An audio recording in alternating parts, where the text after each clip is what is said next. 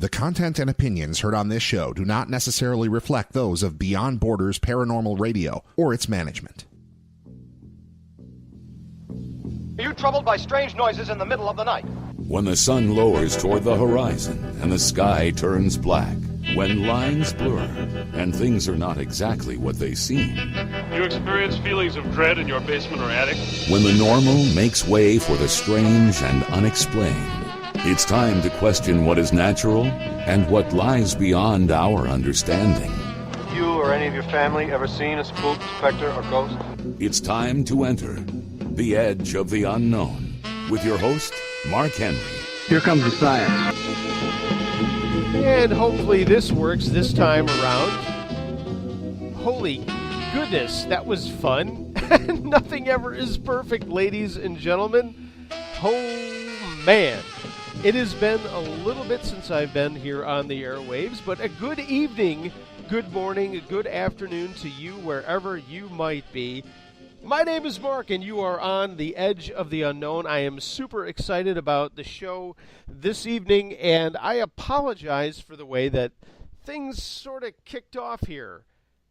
You always think that technology is going to work perfectly, but then it doesn't, and hey, what are you going to do?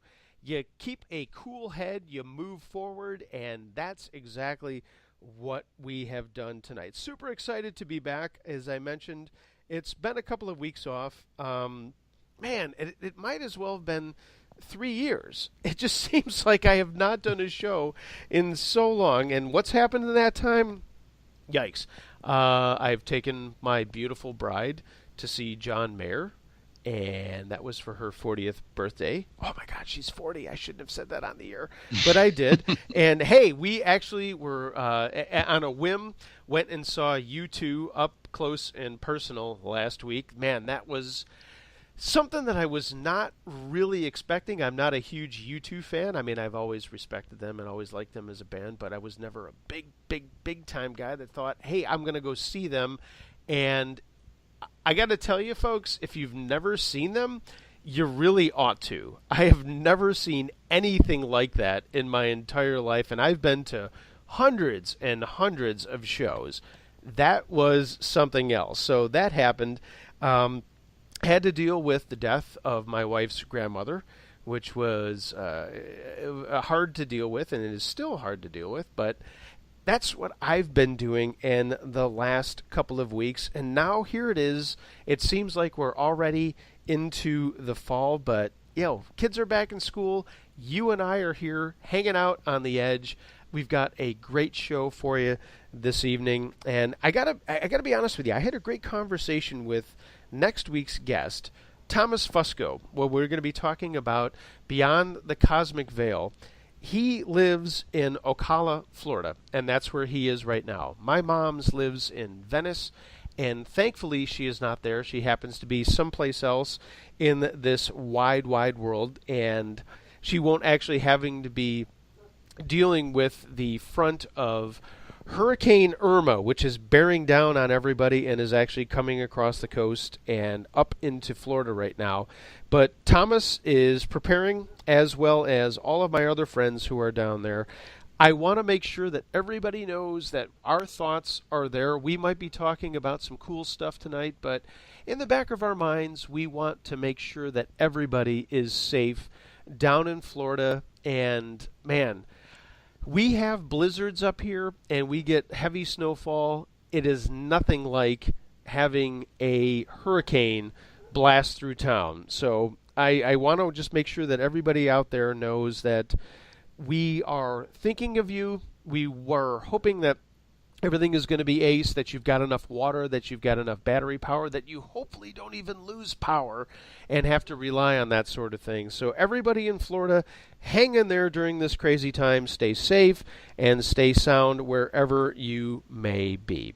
But hey, we are still having a show this evening, and it's my pleasure to have two different voices from two different investigative groups, the Island Paranormal Society and the Mountain State Paranormal Society, on the edge of the unknown. Matt Haas, who is a fellow Ranger fan, I have to say, as we get closer to hockey season, woohoo, and Tim Vickers, who is coming to us from the Mountain State Paranormal Society.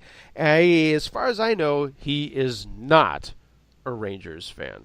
But, hey, what are you going to do? I already heard the snicker. Hey, it is great to have them on. Gentlemen, good evening, and thanks for being on the edge of the unknown. I'm excited to talk to you both about paranormal investigation, how you guys approach all of this stuff. And, Matt, you are fresh off an investigation. Let's start with you. How are you? Thanks for being on the show. Thank you so much for having us. And, it's refreshing to be on the other end of the mic and be a guest rather than worrying about all the technical difficulties like you just had yourself earlier on. And we totally are too familiar with that. So, no worries with that, man. It's great to be here, and, I'm just here to have fun. And I don't know about being fresh off an investigation.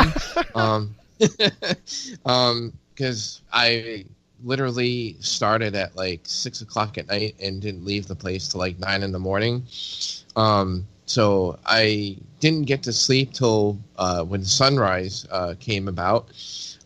We all went to bed around 5 in the morning and only got about 2 hours sleep. So I'm gonna give this show as much energy as I can. You're doing fine so far. If I had been up that late, I would have been like, oh God, no, why am I even doing this? Yeah, right.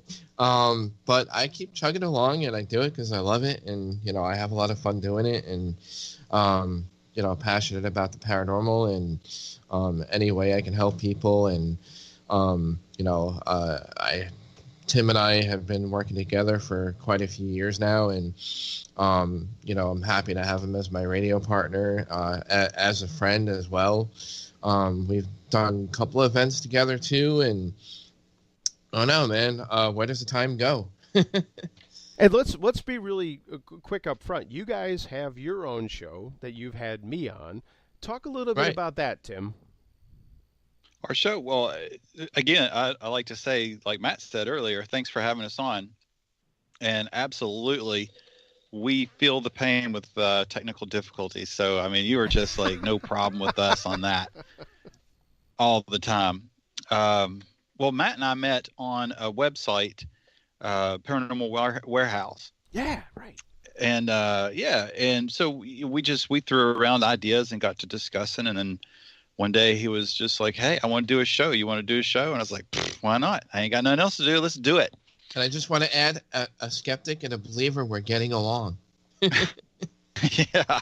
And that's honestly the way it should be. And I'm sure we're going to continue to harp on that the entire evening, for the next 2 hours, that there is room for everybody to have a conversation and not just be dicks.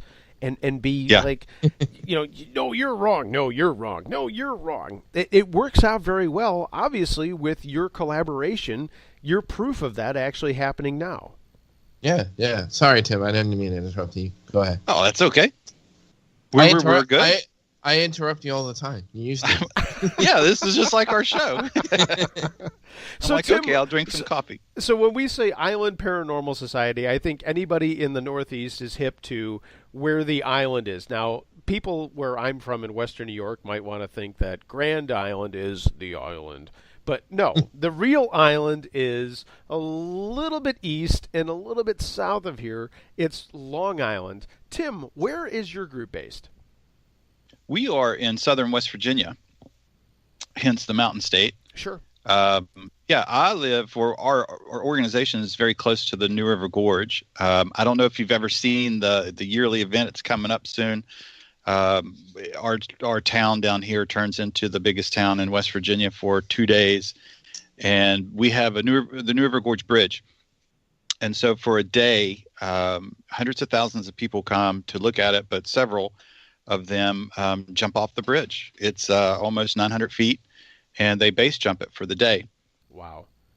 Yeah. So, and typically when I say I'm from West Virginia, they say, where are you from? I'm like, Fayetteville. And they're like, where's that? I'm like, have you ever seen people jump off the bridge? And they're like, yeah. I'm like, that's where I live. That's it. And that's one of the greatest places to actually raft and kayak as well. I mean, we're talking class 5 rapids down there. Great climbing. I don't know if anybody likes to climb. It's really great climbing. We have the endless wall that's on the north side. Yeah. Great climbing there. Lots of outdoor recreation here. Zip lines everywhere, treetops everywhere. It's just a lot of fun. If you like outdoors, this is it. So we've got two different people coming from two different areas. Let's start at the start. Matt, want to start with you. How did you get involved in paranormal investigations? And Tim, I'm going to ask you the same question, but let's hear from Matt first, and then we'll move on. Sure. Okay. Well, I kind of started right out of high school in the, I would say, late 90s. Graduated in 1996. I can't believe, it's been that long already. Yeah, showing my age. So I've been investigating for over 20 years now. I've always had an interest in the paranormal as a little kid. I remember, getting books from the library about Bigfoot, UFOs, extraterrestrials.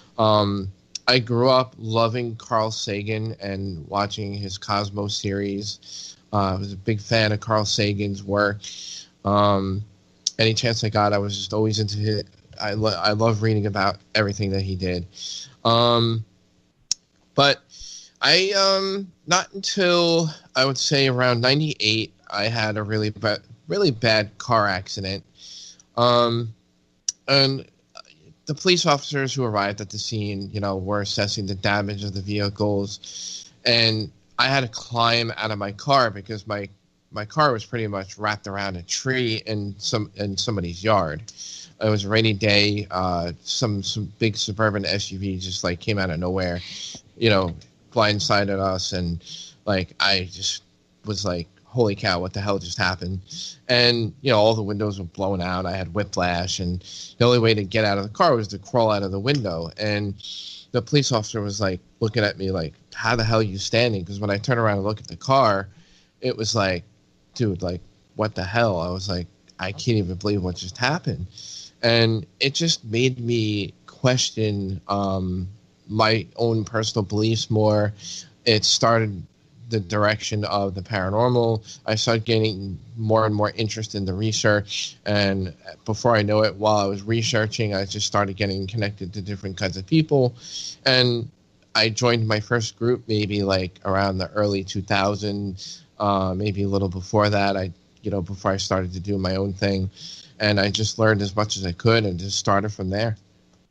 Were you comfortable making that kind of, I don't want to say transition, because obviously it was a life event, so you didn't really have the ability to say, well, I do and I don't want to do this. But was it easy for you to kind of meld in and say, I've got some questions here? It was, but it wasn't. My family wasn't exactly open-minded about things like that. We weren't religious whatsoever. Sure. I mean, I went to Sunday school when I was a little kid, but when you're a little kid, you just it's just like passing time, whatever age I was. But getting older, my family background is more like it goes in one ear out the other. My mother's more open about it than anybody else, but sure.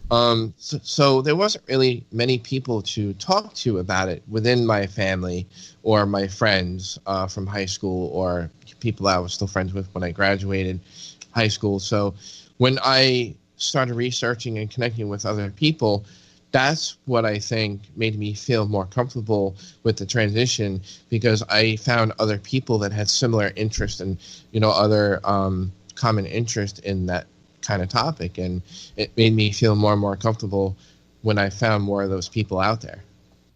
Tim, same question to you. How did you get started with all this? Probably mine starts, I would probably say, typically how everyone else started. Growing up, there was just a lot of stuff going on in my house, and I didn't understand it. And, it was around the first or second grade when, your friends would start spending the night, and then they would call their moms to come and get them, but I grew up with that kind of stuff going on, and it was, it didn't bother me because I thought that was just, what happened. that kind of stuff. I always kind of had an interest in it, like what was going on with all that stuff. And I never really thought about a team, never thought about anything like that. It was probably, I took a job working with the state and doing some investigations, some civil investigations, and worked with law enforcement. And so a detective and I went out to this place and we were doing an investigation on an allegation. And we got stuck in traffic. And it was around 2000. It was in 2000, excuse me. And just like he just kind of like went, so what do you think about ghosts? And so, we kind of like looked at each other and I was like, well, I think it's a possibility. What do you think about it? And so what it was him and another friend, another officer, were wanting to form a group, and they wanted at least 3 people. And so I met the other officer, and we just decided to delve in and see what we can find out about stuff that goes on that's hard to explain. And that's pretty much, I was really excited, that I was actually going to get into doing some investigative work like that. So it was on, and we've been doing it since 2000. Matt Haas and Tim Vickers, my guests here on The Edge of the Unknown. If you want to get on board this here radio show, please feel free to do so. We have a live chat room going on at The Edge of the Unknown it's just theedgeoftheunknown.com. You can shoot me an email at theedgeoftheunknown@gmail.com. And, of course, you can give us a call if you feel so inclined to do so on this here Sunday evening, 716-218-3557. Again, Matt Haas and Tim Vickers, my guests here. We're talking about paranormal investigation. And Tim, I'm going to keep this train of thought going before we bring Matt back into the fold. I find it fascinating that you're talking about your experience and having law enforcement involved, because I've got to be honest with you. I know lots of Leos, and a lot of them, for the most part, I want to say even 99%, maybe I'm wrong, never want to talk about the strange things that happen to them. Obviously, that's not the case for you. Now that you're a little bit more involved in the investigative process, do you ever look back and say, boy, that was interesting, that's how I got into this, and why are less and less Leos willing, or why are they not willing to talk more about the things that they actually go through? Oh, wow. I don't know. I could only speculate. I would imagine probably, like I said, I worked for the state, so I worked for Child Protective Services. So I did that for 11 years. That's how I got to be real close friends with law enforcement in my venue. So when we started the investigative team, so this is probably a lot like what happens to law enforcement officers, and probably a lot that happens to anybody in some certain field. But we testify a lot. We go to court a lot. And when we started our group and we started doing these things and going out and investigating, and I remember I had my immediate supervisor called me in his office, and he was like, "What the hell are you doing?" I'm like, "Well, we're investigating allegations of ghosts." And so he kind of giggled, but he seriously looked at me and he said, "The first time you get your credibility questioned on the stand because you do this, you need to either quit or find another job." So, really? Wow. I imagine that law enforcement officers probably face that same type of scrutiny. Now, that was 2000. That was in 2000. And probably, that was way before the shows. That was way before, it became saturated with, everybody does it and it's really acceptable. Right. So probably I would say that would probably be why you don't see maybe outwardly law enforcement officers saying it, but within the organization, within the sheriff's department and even state police and different, city police, they were very interested. They thoroughly enjoyed going with us. They love it. I just think outwardly they probably have to keep a certain level of anonymity because they're afraid that something might get questioned about what they do on the stand. So and I don't know if you've been in court, if you've testified a lot, but attorneys, and I don't fault them for it, but their job is to have the jury question your credibility. And so if they can say, well, hey, what do you do in your free time? Well, you hunt ghosts. And so you know how it goes. I'm sure you could follow the progression where that would go. And it's just as long as they could do something to make a jury question your credibility, they will do it. So I imagine that's probably why you don't see a lot of them. That's funny that you say that, because two of the people that I have gone out to reportedly or allegedly haunted places, one is a current New York State trooper, and the other is a retired detective from a local jurisdiction, and they both have wonderful and cool experiences and stories. But I think you're right. I think that when you bring stuff up, whether or not it seems to be mainstream now, it still kind of has that icky sort of, well, you're just another weirdo. But at the same time, those are the same people that are watching Game of Thrones every weekend. Anyway, we'll move on, Ben. But let me jump to Matt. Matt, when you first got involved in the investigation process and the stuff that you were going through, how did you find the folks to surround yourself and say, I am cool with these people, and they both, or they all at least, have the same kind of thing in mind, that we're out here looking for something, and we're not here to judge, we're not here to point fingers, we're all looking for answers? I don't know. I just, again, it was comfortable. I found it easy. Once I did, make the connections with some people out there in the paranormal community. I'm actually grateful for all, meeting those people that I have in the past, because it's kind of molded me into who I am now. I've learned a lot from those people, which again, I joined my first group like in the early 2000s or around that time period, and I learned a lot from that, and I kind of appreciative of learning those things, because I don't know, it's just like I love where I am with how I do it now, and I don't know, I'm just very happy with how I'm doing things right now. So I don't know. You're listening to The Edge of the Unknown. My name is Mark. If you want to get on board this here radio show, shoot us an email, theedgeoftheunknown@gmail.com, live chat room at theedgeoftheunknown.com. 716-218-3557 is the phone number for you to call in. We are speaking with Matt Haas and Tim Vickers, both paranormal investigators in two different areas. And Matt, Tim, I'm going to come back to you.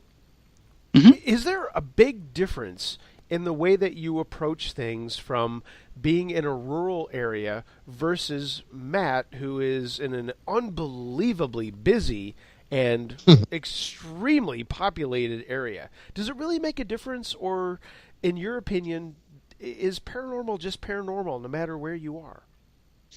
I have to say, it is really hard to, I guess, find a location willing to open their door for this kind of research where I am. Not only because our area has been saturated with many, many paranormal groups in our area, but Long Island is really a very business-oriented region, because people are moving so fast, and it's just not their top priority around here. I do find it that when I travel outside of the Long Island area and we branch out, which we have for that reason, is I've found other people from other locations and out of New York, like Pennsylvania, Connecticut, New Jersey.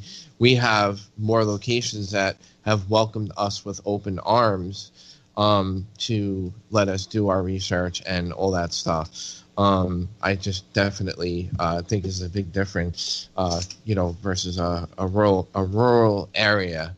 But I would think it would be actually harder in a rural area. You might get more private homes than like possibly museums. You have further traveling to do. Although like the traveling out of Long Island is just terrible. But I know. That's a good question for Tim too. Like, Tim, do you find that you get a lot more private homes because of your area, or do you find, maybe like more businesses or museums? It's pretty mixed. It's not. I don't really see one heavier than the other.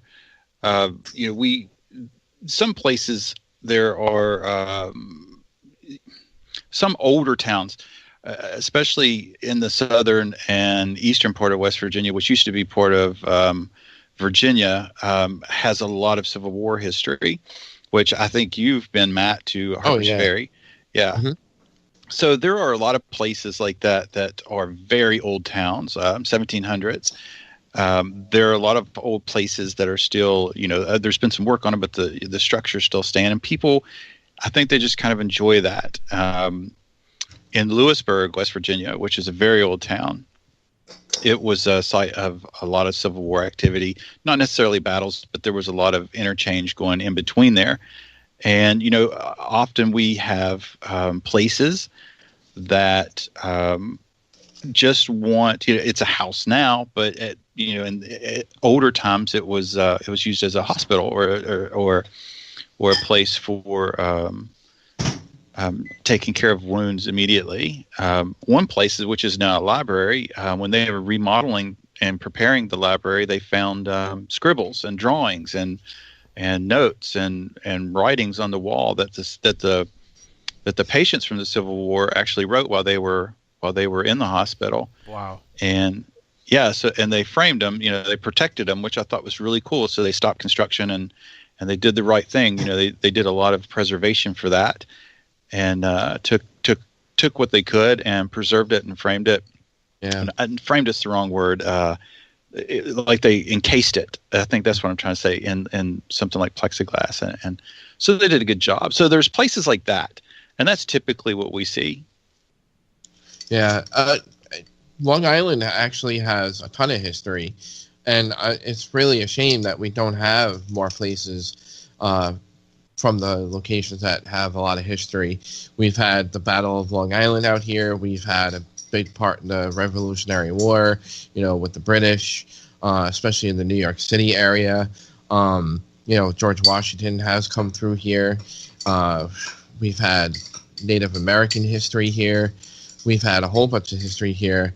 The Gold Coast era is probably one of the most popular pieces of history here during the Roaring '20s, the years of Prohibition, which I love that time period. My wife and I are really into Prohibition and the Roaring '20s, and we have a lot of historic mansions that are huge with history with that, which we've been very fortunate to investigate a few of those locations. But a lot of these venues turn them into wedding events for wedding affairs and business affairs, and they're just constantly running things on every weekend, and it never allows us to come in and do an investigation as much as they would be interested.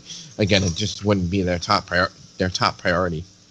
We are up against a break here on the Edge of the Unknown. Matt Haas, who is representing the Island Paranormal Society, and Tim Vickers, who is representing the Mountain State Paranormal Society on the Edge of the Unknown this evening. We're going to get right back to them. Guys, I want to ask you about your approach to investigations that you are on and that you do. Matt was just on one last night. Tim, I'm not sure what you've done in the last couple of days, but we're going to delve into that. Anybody who wants to get on board this evening, please check me out. Our live chat room is happening at theedgeoftheunknown.com. Click on the little button at the top that says Live Chat. If you would like to shoot us a question via email, it's theedgeoftheunknown@gmail.com. And of course, you can feel free to give us a ring. 716-218-3557. Talking about paranormal investigation here on the Edge of the Unknown tonight. We'll be back right after this. Got to pay a couple of bills, and we would love to hear from you. And speaking of bills, hey, the Bills are in first place in the AFC East. Imagine that. Yikes. This is going to be a very, very fascinating year based on that alone. Okay, I'm kidding. If you're a sports fan, that's pretty fun. If not, no one cares. Hey, we'll be right back here on The Edge of the Unknown. Thanks for hanging out with me late on a Sunday evening. My name is Mark. You're listening to The Edge of the Unknown.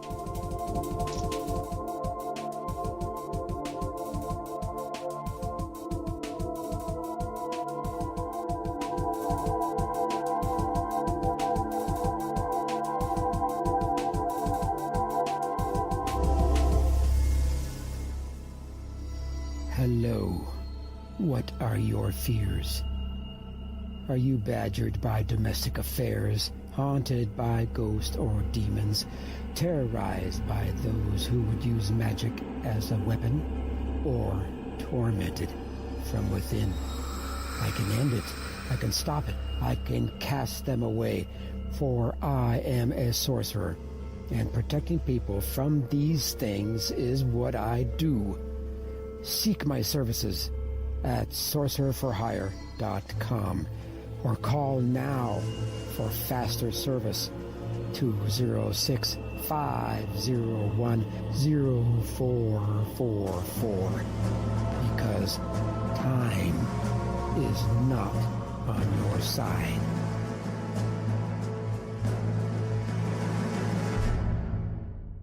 When I grow up, I want to be a new pair of blue jeans. When I grow up, I want to be a kid's first computer. When I grow up, I don't want to be a piece of garbage. And if you recycle me, I won't be. Give your garbage another life.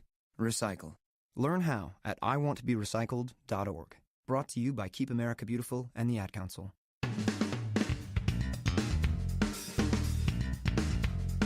It's a fact. The best sounding music comes from analog audio found on vinyl records. But high quality vinyl has been hard to find until now. Records Etc. in Williamsville, New York is your destination for new and used vinyl records in a variety of categories from blues to Zydeco. Located in the Eastern Hills Mall, Records Etc. is easy to find and fun to shop. Classical, rock, comedy, and new wave are waiting for you at Records Etc. So dust off your turntable or pick one up at the store and start listening to music the way artists intended it to be heard. They also carry rock and roll memorabilia, t-shirts, posters, and more. That's Records Etc. in the Eastern Hills Mall in Williamsville. Call 716-481-7177 and ask for Ray for more information. Records Etc. Tunes for our times.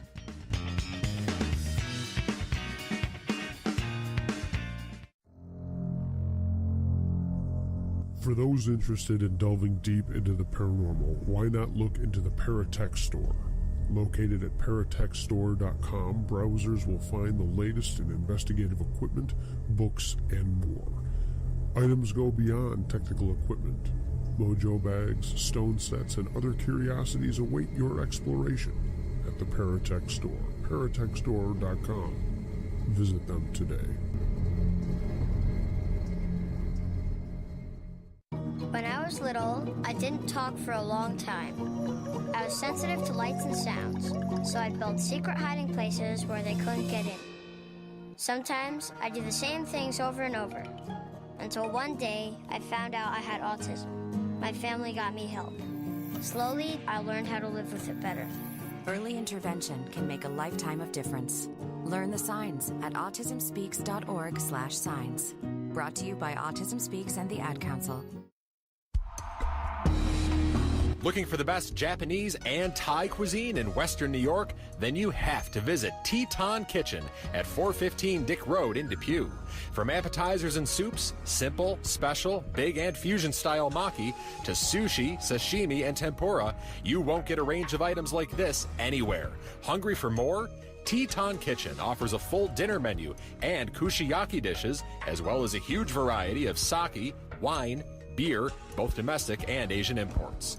Owner Taka and his bride Kin are proud to boast that Teton Kitchen is Yelp's #1 rated restaurant in Western New York, and they welcome you for lunch or dinner 7 days a week with takeout and online ordering available.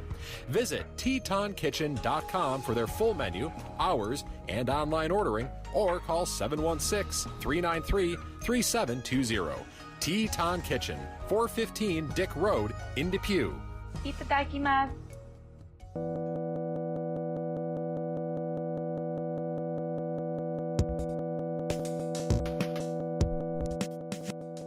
Hi, my name is Stanton Friedman, the flying saucer physicist. I've just been on the edge of the unknown. And Stan Friedman was once on the edge of the unknown, actually more than once, and we're tracking him down as well. We need to be talking a little bit more about UFOs and all that crazy stuff that's happening up there in the sky, and Stan is on the radar. I am happy and thankful that you are here hanging out with me this evening on the edge of the unknown with my two guests, Matt Haas from the Island Paranormal Society and Tim Vickers from the Mountain State Paranormal Society. We're talking about paranormal investigation, and it is awesome to be here with you on a Sunday evening, ramping into the fall. I don't know where the summer went.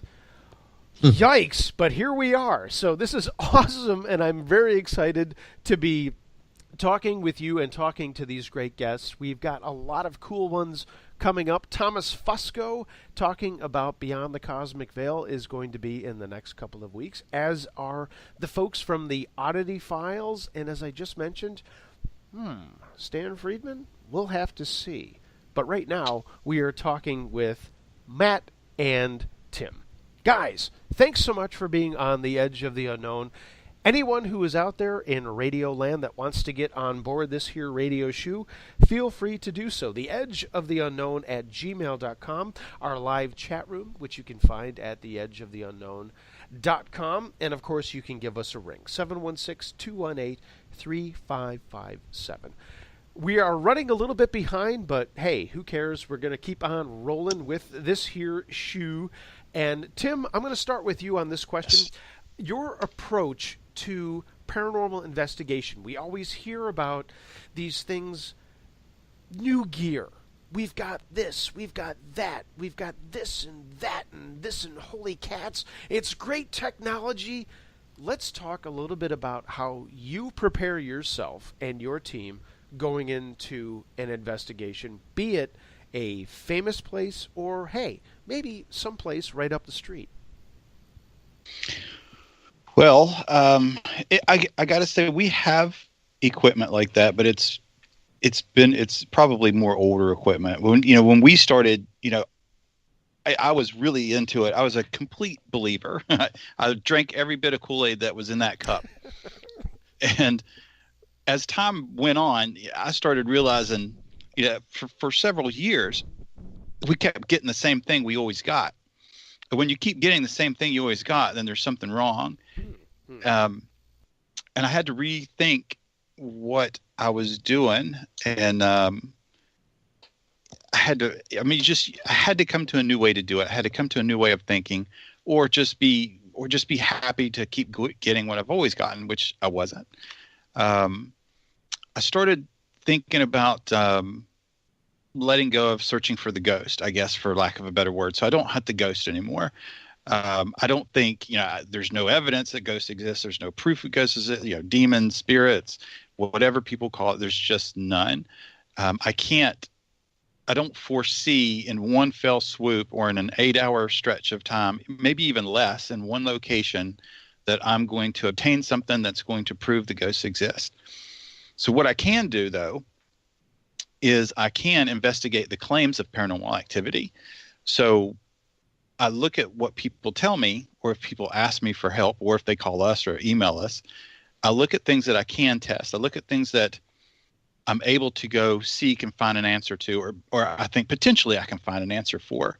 So as far as equipment goes, I just, I don't even bother with equipment. I think it's a waste of time. I think it's a waste of money.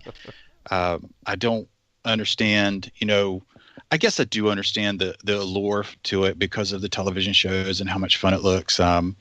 Probably the popularity that people, they see it on TV, it looks cool, so I'm going to use it. Person X uses it, so it's got to work. But the bottom line with equipment like that, is, it's entertainment, it's fun. Whenever I see a new piece of equipment and it's garnering a lot of attention, I like to email or send a message to the person that developed it. And I'd like to, I ask, I just say, hey, can I see what you did to research and develop this piece of equipment and how you tested it. Do you have any peer review tests of it? Do you have, what was your boundaries that you tested it under?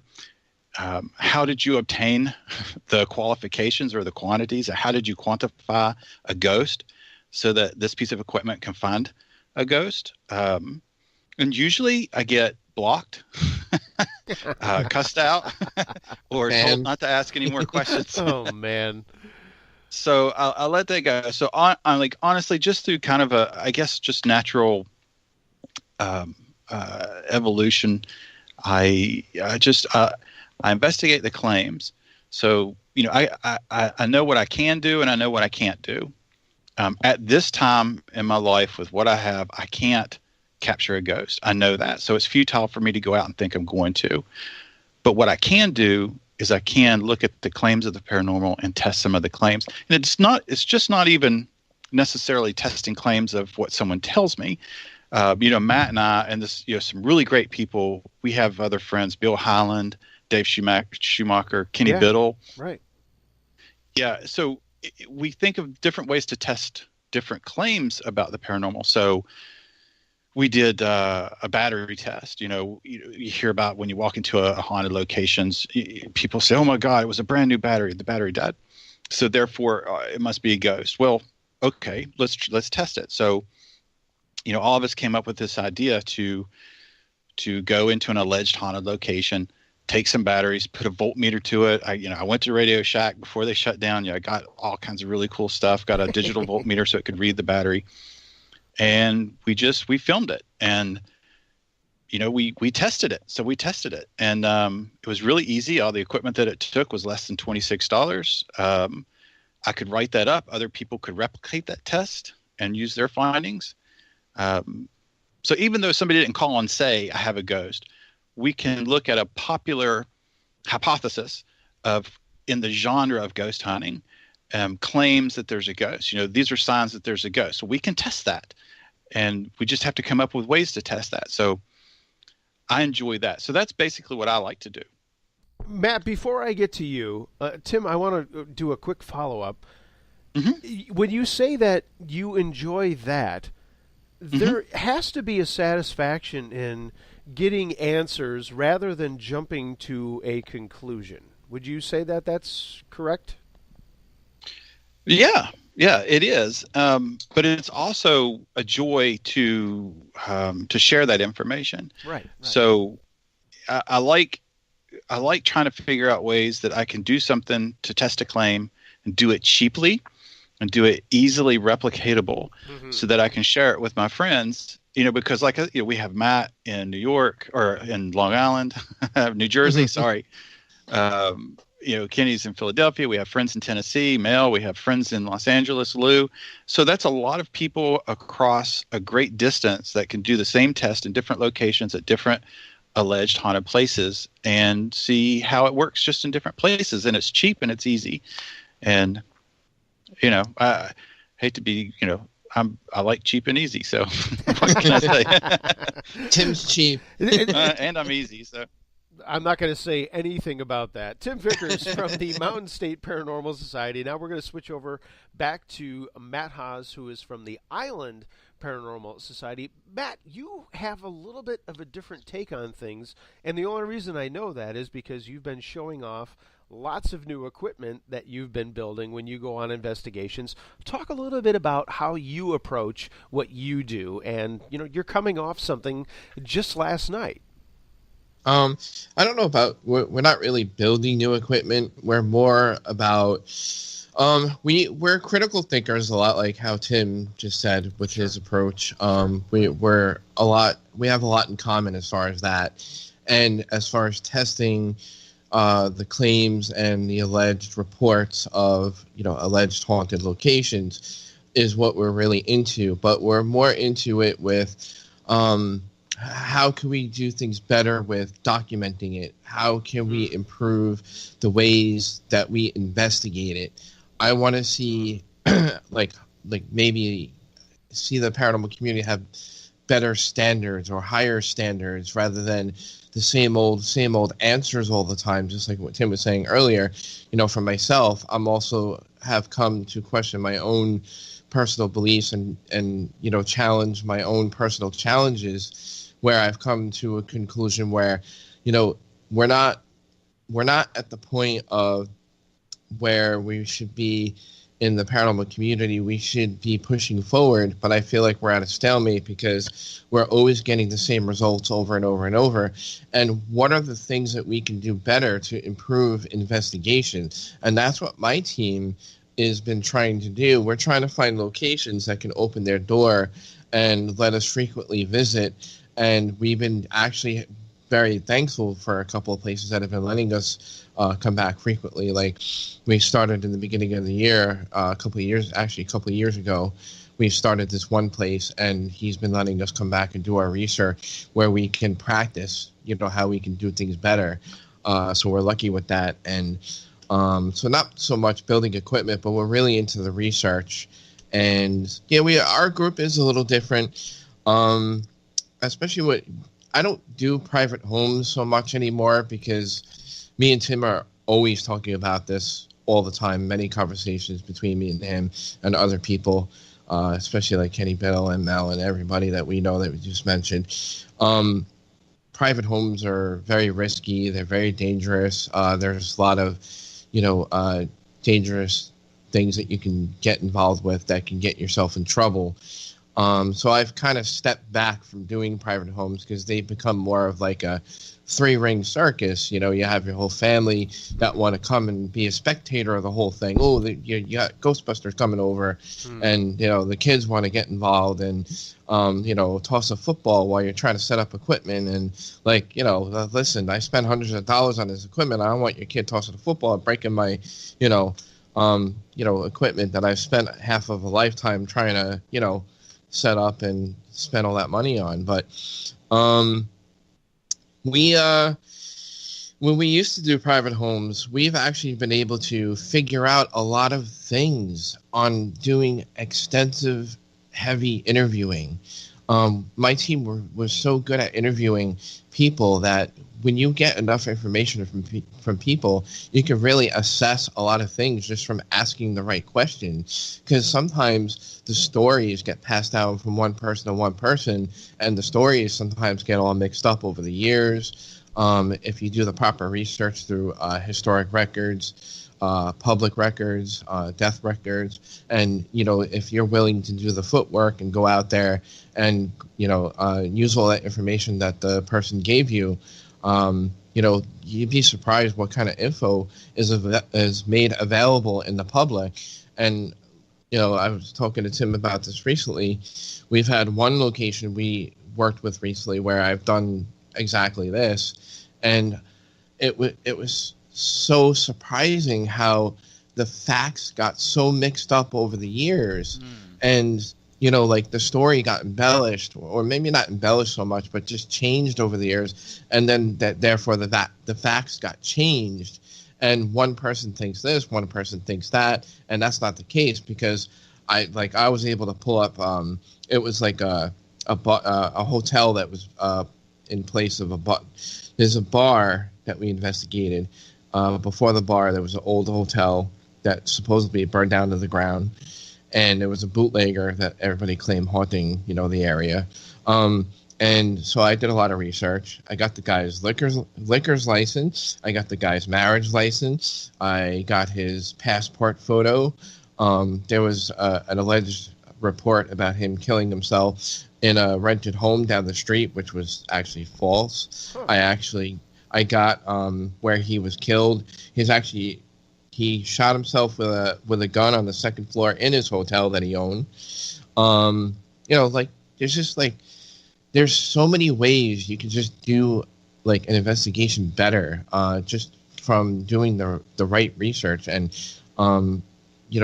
just applying the scientific method, applying critical thinking. And that's what my group is into. We're into applying the scientific method, how that can pertain to different things, and just, doing the research and documentation. Matt Haas and Tim Vickers, Tim Vickers, my guest here on The Edge of the Unknown. Matt, you brought up something interesting, and Tim, I want to throw the same thing to you. Being able to go to a location more than once. One of the things that drives me bananas it's someone that I'm talking to on this here humble show, or things that I see online or on TV. They go, they do an investigation, amazing things happen, but there's never any follow-up. And I love the fact that, Matt, you just said, we're allowed to come back and redo and investigate more and more and more. Let me ask you guys about that. Isn't that, to you, a little bit more comfortable for the way that you approach things, rather than having to come up with some kind of conclusion that everybody in the TV watching world wants in 30 minutes or 60 minutes or whatever it is on the Destination America channel? Yeah.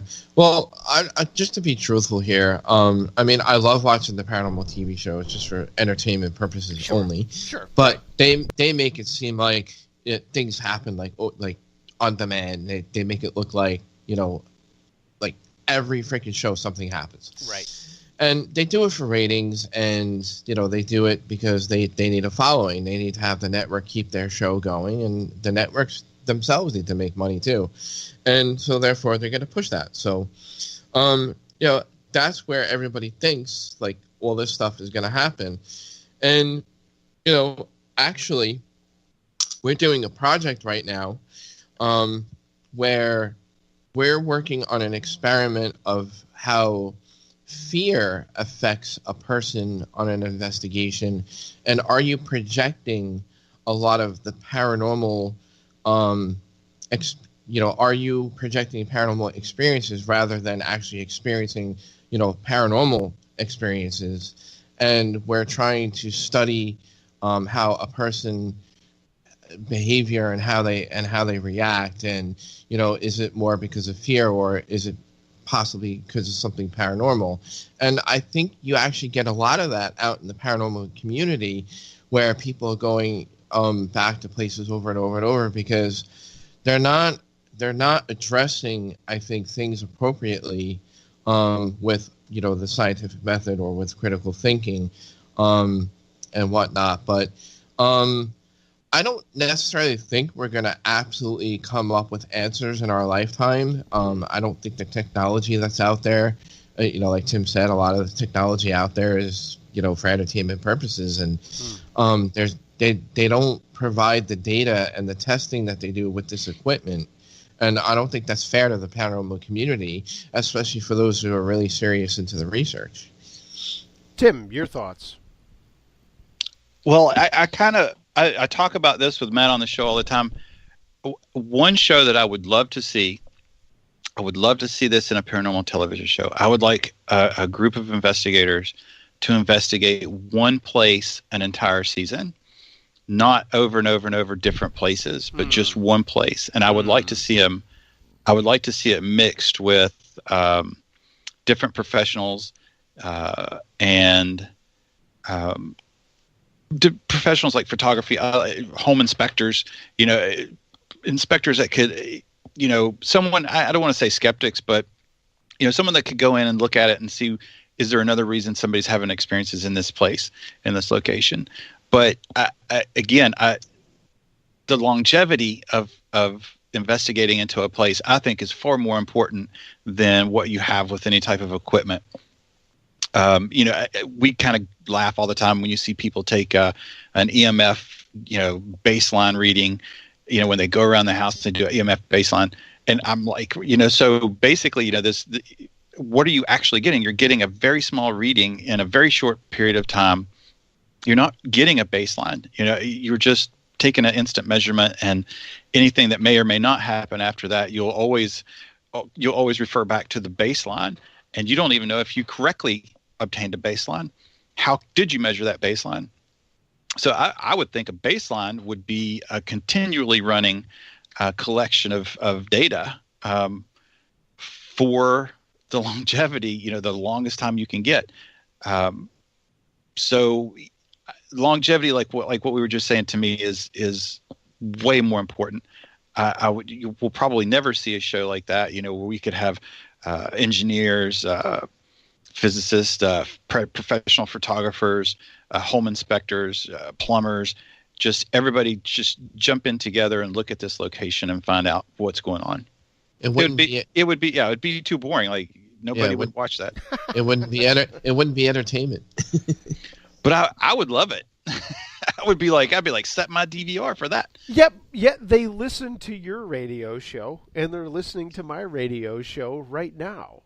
So perhaps, of course, the mainstream is not going to dig it, but the folks who actually are into this 100% would be.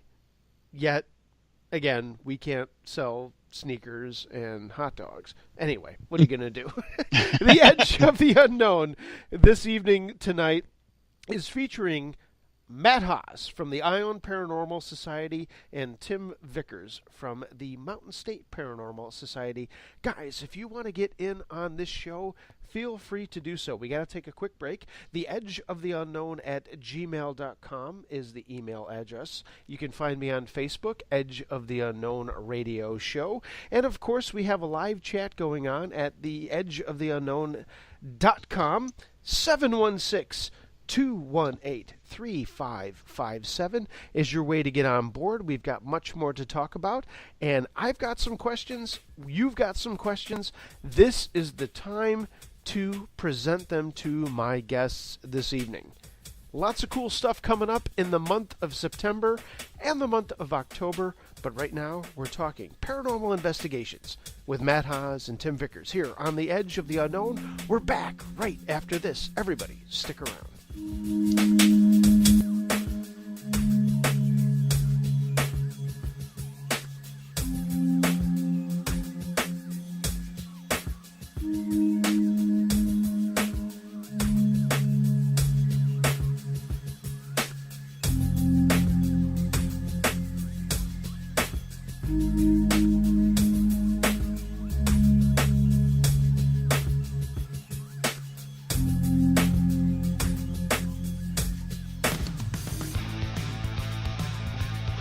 If you live in the Western New York or Southern Ontario area and are looking to get a tattoo, then go see the cats at Sixth Order Tattoo in Buffalo, New York. Voted Best Tattoo Shop by Buffalo Spree Magazine, these are the guys to see for any ink project you can dream up. Shop owner Chris Coppola and artist Joe Fulmar, Andy Biscaglia, Nick Conter, Jake Miracle, and John Rutsky are proficient in many tattoo styles, including traditional American, Japanese, modern Polynesian, as well as illustrated and portrait tattoos. Have a design in mind? Bring it in. Stuck on ideas? They've got plenty to show you. I recently had my 8th piece of art inked by my man Joe Fulmar, and I'm telling you, there's no other guy I trust with an ink gun, and that's why you should make an appointment at Sixth Order Tattoo today. Call them, 716-633-7171, or stop in. They're located at 3503 Genesee Street, just east of Union Road. Check out their website, sixthordertattoo.com, and find them on Facebook. Sixth Order Tattoo, the best ink for your body.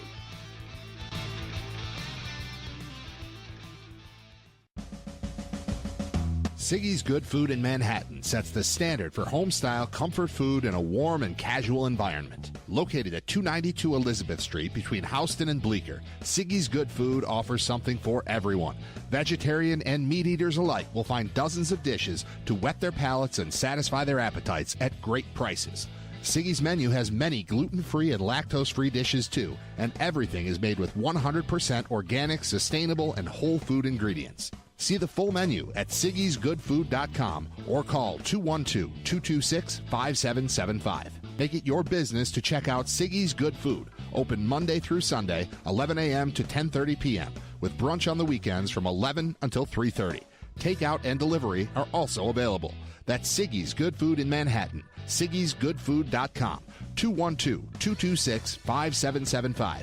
And remember, if you're an extraterrestrial, aliens eat free.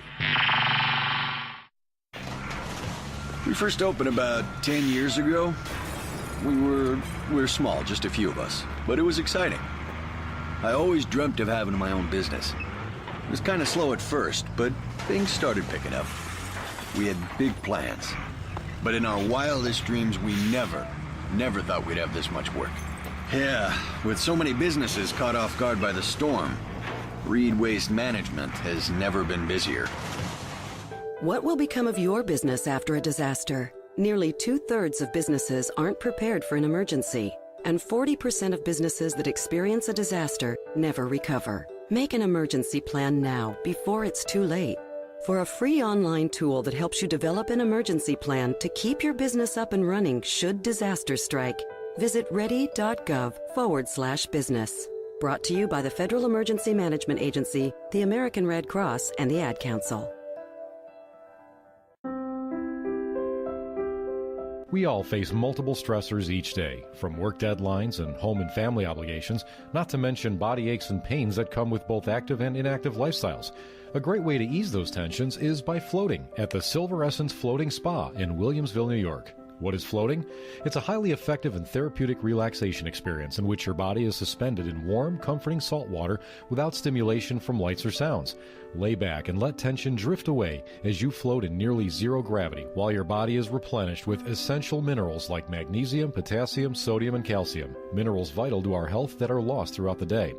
Floating at the Silver Essence Floating Spa is great for anyone, athletes, those rehabilitating from injury, or if you're just looking for a new way to relax. Floating is even known to increase creativity and speed up the healing process. Silver Essence is open Monday through Saturday with convenient morning and evening hours, and they offer infrared sauna treatments, membership deals, special packages, and much more. Check them out online at silveressencefloatingspa.com or call 716-568-7985. Conveniently located in downtown Williamsville. They're just minutes from anywhere. That's the Silver Essence Floating Spa. Get your float on and tell them you heard about them on The Edge of the Unknown.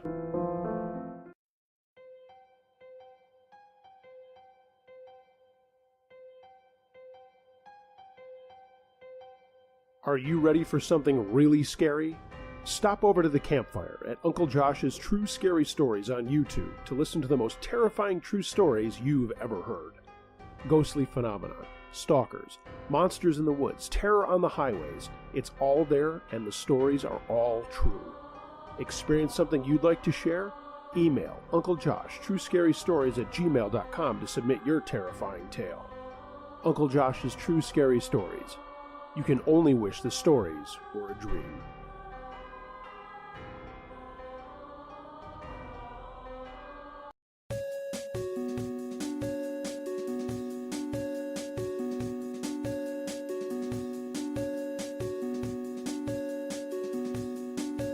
Monster lizard ravages East Coast. Officials say this lizard, the worst since '78, has devastated transportation, disrupted communications, and left many hundreds homeless. Monster lizard? The wire service never lies. Les, the B is out on the printer. It's Monster Blizzard. Turning to the local scene. Hi, this is Lady Sable Aradia, and you're listening to Edge of the Unknown with Mark Henry. Hey, gang, we are back here on the Edge of the Unknown. Sorry, I had to have a little levity with some WKRP there. And no, we are not going through a blizzard here in the western New York area. But you know what? We are going through some crazy stuff down in Florida. Thank goodness. I'm happy that my mom's is not there, which is okay. But I've got lots of other friends down there, and I know that Matt has some friends down there, and I'm sure Tim does. I'm sure you folks do as well. The hurricane is coming straight up the spine of Florida. So your thoughts for everyone out there hanging in there, whether they're first responders, as I mentioned at the beginning of the show, that I've got some friends there that are doing that, and my other friends who have just had to hunker down. Everybody, just keep them in your thoughts and hold that tight, because you know what?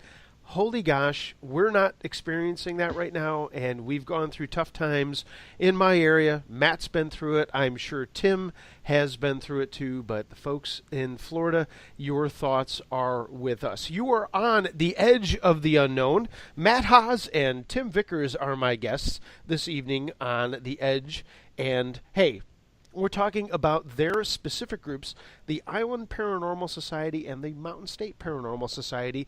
We would love to hear from you. The Edge of the Unknown at gmail.com is the email address for you to get on board.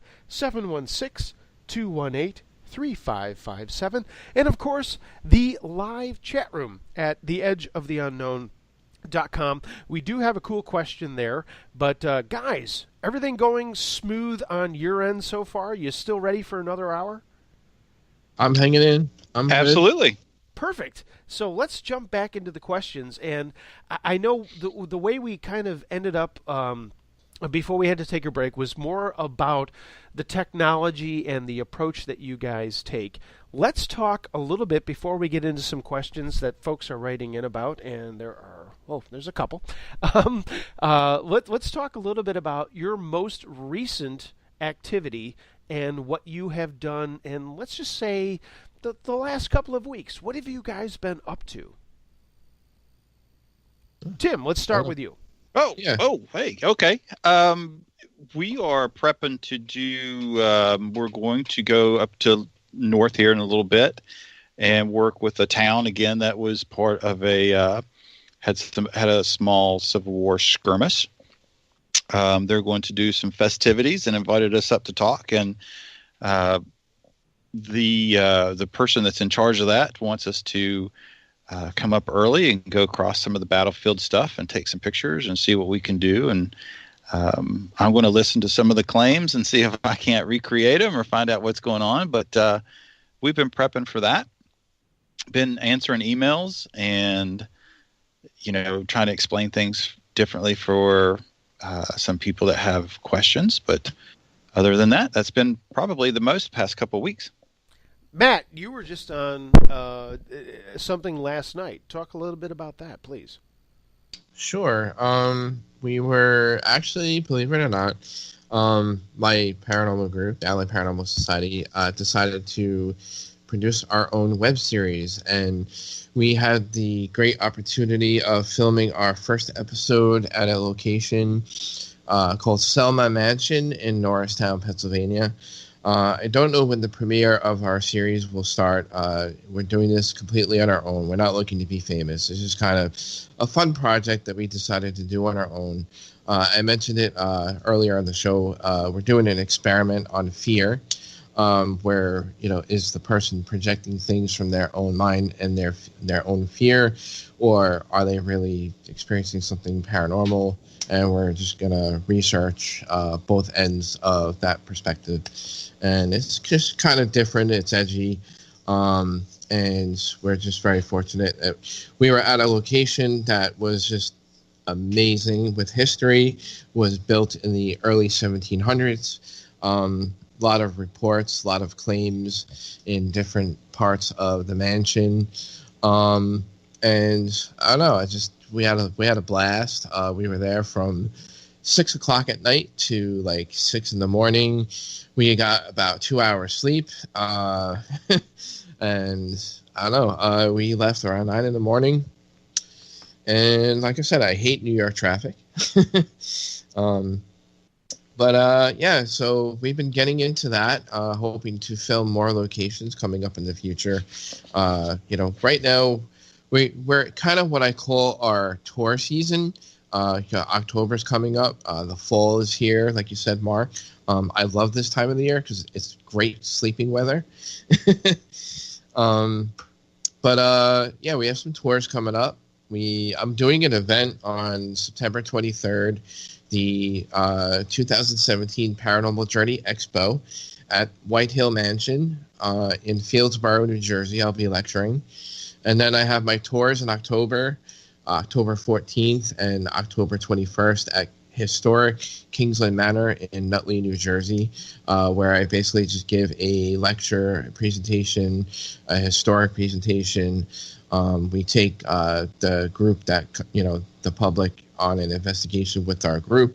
At the end, we kind of do a Q&A and a big reveal. If anybody, that brings equipment, they're welcome to bring it and use anything during the investigation. And we go over if anybody had any experiences and stuff like that. So it's kind of fun for the public. We're going to grab a quick email here. theedgeoftheunknown@gmail.com is your way to get on the show. This one is tickling me. And there's a reason why, and you guys will probably appreciate this. It says, "Hi, guys. Can I ask a question?" Well, yes. Moving on. Why do you do what you do when it isn't on a TV show and you're not making money?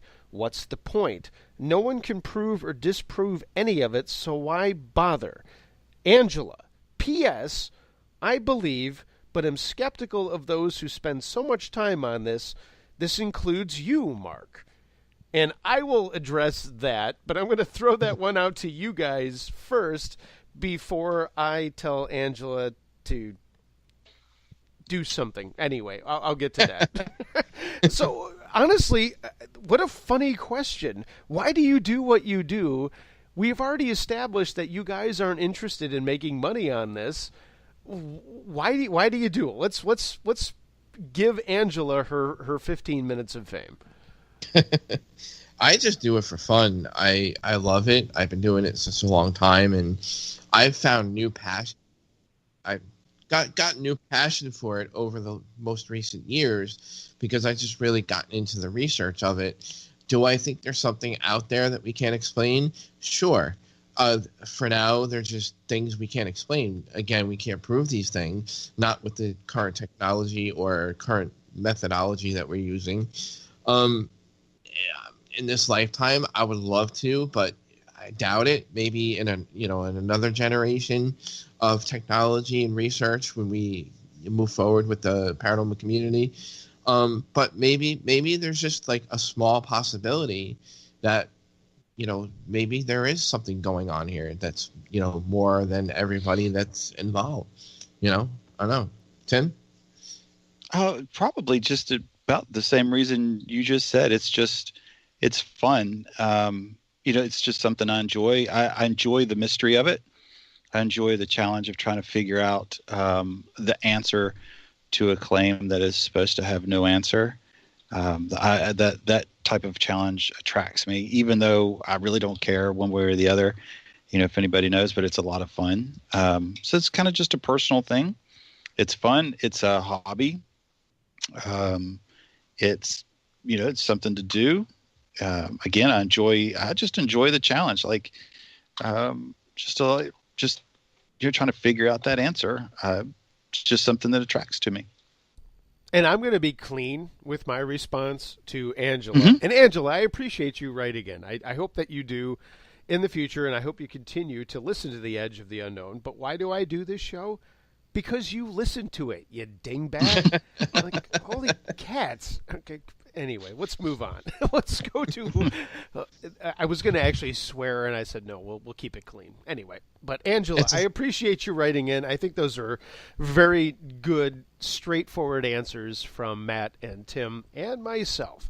In the chat room, which is a little quiet tonight, but Dave is in there actively asking questions, and he actually asked, "Have you ever experienced anything after you left an investigation?"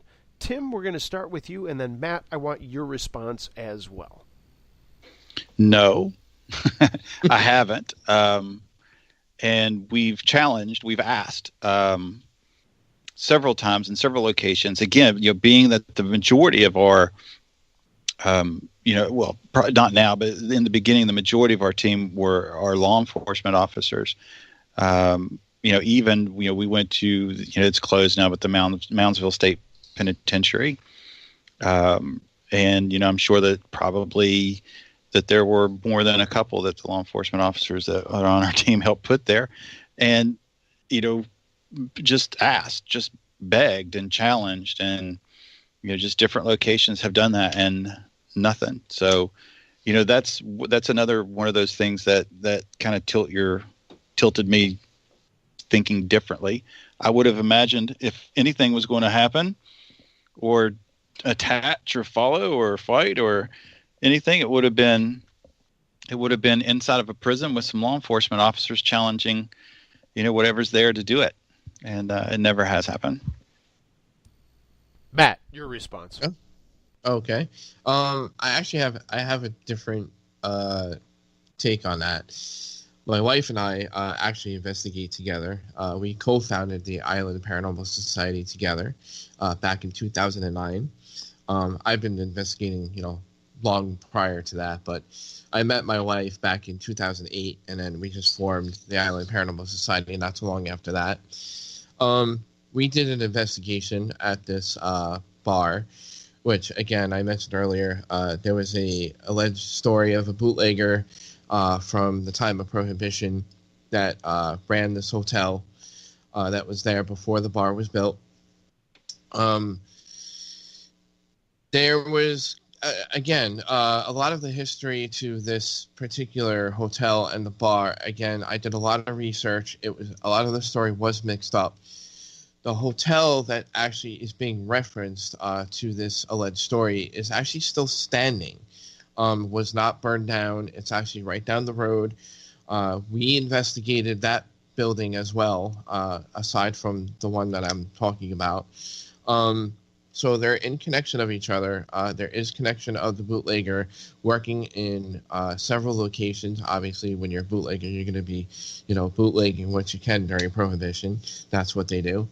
So when we were called in to this location, they claim that this same person was drumming up activity. They wanted us to assess the situation, do an investigation, and do our thing, which we did. So my wife had a very negative experience in the basement. There was 3 of us in the basement. We were all kind of far apart from each other, just like, doing our thing, scoping things out. We had equipment with us. We had cameras with us, asking questions, trying to communicate like you would on an investigation. And mind you, this is a time period I was less knowledgeable about, like, let's just say, like, the spiritual world of things at the time. I'm more into the research and the scientific part of things. I'm into the science of it, and I just love the research. Anyway, long story short, my wife had an experience where her hair got brushed by something. We looked around for cobwebs, like critical thinkers we are. Are there spiders? Are there cobwebs hanging from pipes and from the ceiling or something? We looked around. We didn't see anything.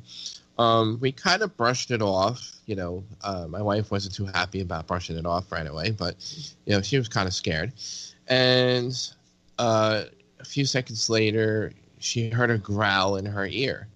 No one else heard it but her, which I find interesting because we were all kind of standing near each other and in an earshot of where my wife heard this growl, per se. So we wrapped up the investigation, and we're waiting for the owners to come back and lock up, the establishment. And we wanted to play back some of the equipment to see if we captured anything on our recorders. So we break out our audio recorder because we had that going at the time, and we were playing it back. And we did record what sounds like to us a growl. And it was intriguing. I don't know what it was. I'm not going to say what it was, but that's what it just sounded like. Sounded like somebody just, just like a growl. I'm not saying what kind of growl it was. I'm not saying it was demonic. I'm not saying any of that stuff. I wanted to, out of concern for my wife, that if there was anything malicious, anything that was going to harm anybody, out of concern and love for my wife and protecting my wife, wanted to let it know, like, listen, you're not allowed to do that. Please don't do that. Do not, scare my wife. Do not do this. I did a little, I guess you could say I did a little provoking, but I was trying to not provoke per se, but just kind of be stern with my voice and just let it know, this is my wife. You can't do that to her. And, just out of, my respect and love for my wife. things did not happen right away when we went home. Things started to escalate a couple of weeks later. We started seeing, my wife more so than me, started seeing figures coming up the staircase, thinking I was coming home early from work. It wasn't me. I was still at work. She'd call me at work and say, you know, I thought you were coming home early. It wasn't you. It was some kind of figure coming up the stairs. She's getting ready to call the security gate. I live in a co-op, and, you know, my building's not old at all. It's very modern, and there's just no reason for really any paranormal activity to be here. You know, we don't dwell in, you know, black magic. We don't, like, you know, do rituals. We don't do any of that kind of stuff. And there was just, like, lots of things that went on for 2 years. Footsteps. We've had doors open and close by themselves. We've had the bathroom door lock on its own, and it's like a really old-fashioned, like one of those old-fashioned doorknobs with the pin, like a little pinhole in the middle, and you can only lock the door from the other side of the door. And the only way to open it is if you like put something like really skinny into the hole and you push the lock back out. Now, she was locked not in the bathroom, but, you know, locked from going into the bathroom. So, like, what would lock the door from the other side if there's nobody in there? And my door has never done that for the entire time that I've lived here. And in order for me to get that door unstuck, Mark, I had to actually take the entire doorknob off of the door. I had to, like, unscrew the entire doorknob off of it, and then, you know, take the door off that way. Which was, like, interesting to me. My cat was acting weird. He jumped up on top of the couch and started staring at something for like 10 minutes. I had come home from work to unwind from work. I'm sitting down, and I'm getting ready to sit down and put on the TV. The TV was not on yet, and he hops on the couch and he's staring at something, and I'm like, what the hell are you staring at? There's like nothing there. I have like a hutch along the wall with all kinds of things in it, but nothing moving in there for him to be attracted to. So I go and get my camera. You know, I'm like, maybe there's something going on here. And I take a picture of the cat just sitting there staring. And we think we got something in a photo of a man, like, kind of figure in the reflection of my hutch. And I know it wasn't me because I was standing away from it. The TV wasn't on. And I try to think of many things of what could be reflecting. I was looking around to just try to think of every logical explanation there is. You know, my wife was scratched. She had a 5-inch long scratch along her waist that actually was almost bleeding. Wow. Okay. There was lots of nights where she felt held down, and she would wake up with scratch marks all over her wrists and her hands. And we would actually ask, and we went to the doctor and, you know, had the doctor address, you know, listen, is there something medically going on here that we should be knowing about? And even the doctor couldn't find anything wrong with my wife. You know, she kept waking up with strange bruises. And, you know, like I said, it was just like we're critical thinkers. Like, we are logical thinking people. And Mark, this went on for 2 long years until finally I said, all right, I'm an investigator. I can't figure this shit out on my own. There's something going on here that's beyond my pay grade here. And I had to actually call in help. Wow. Well, let's do this. Before I ask you another question, what did you do to help Josie? And Josie, if you're listening, I'm really sorry that you went through that. But Matt, where do you go from there? Yeah. I really didn't know. I was like, you know, I was so afraid to get in touch with like maybe people that were more experienced than I was, you know, in the paranormal community. Like, who do you reach out to?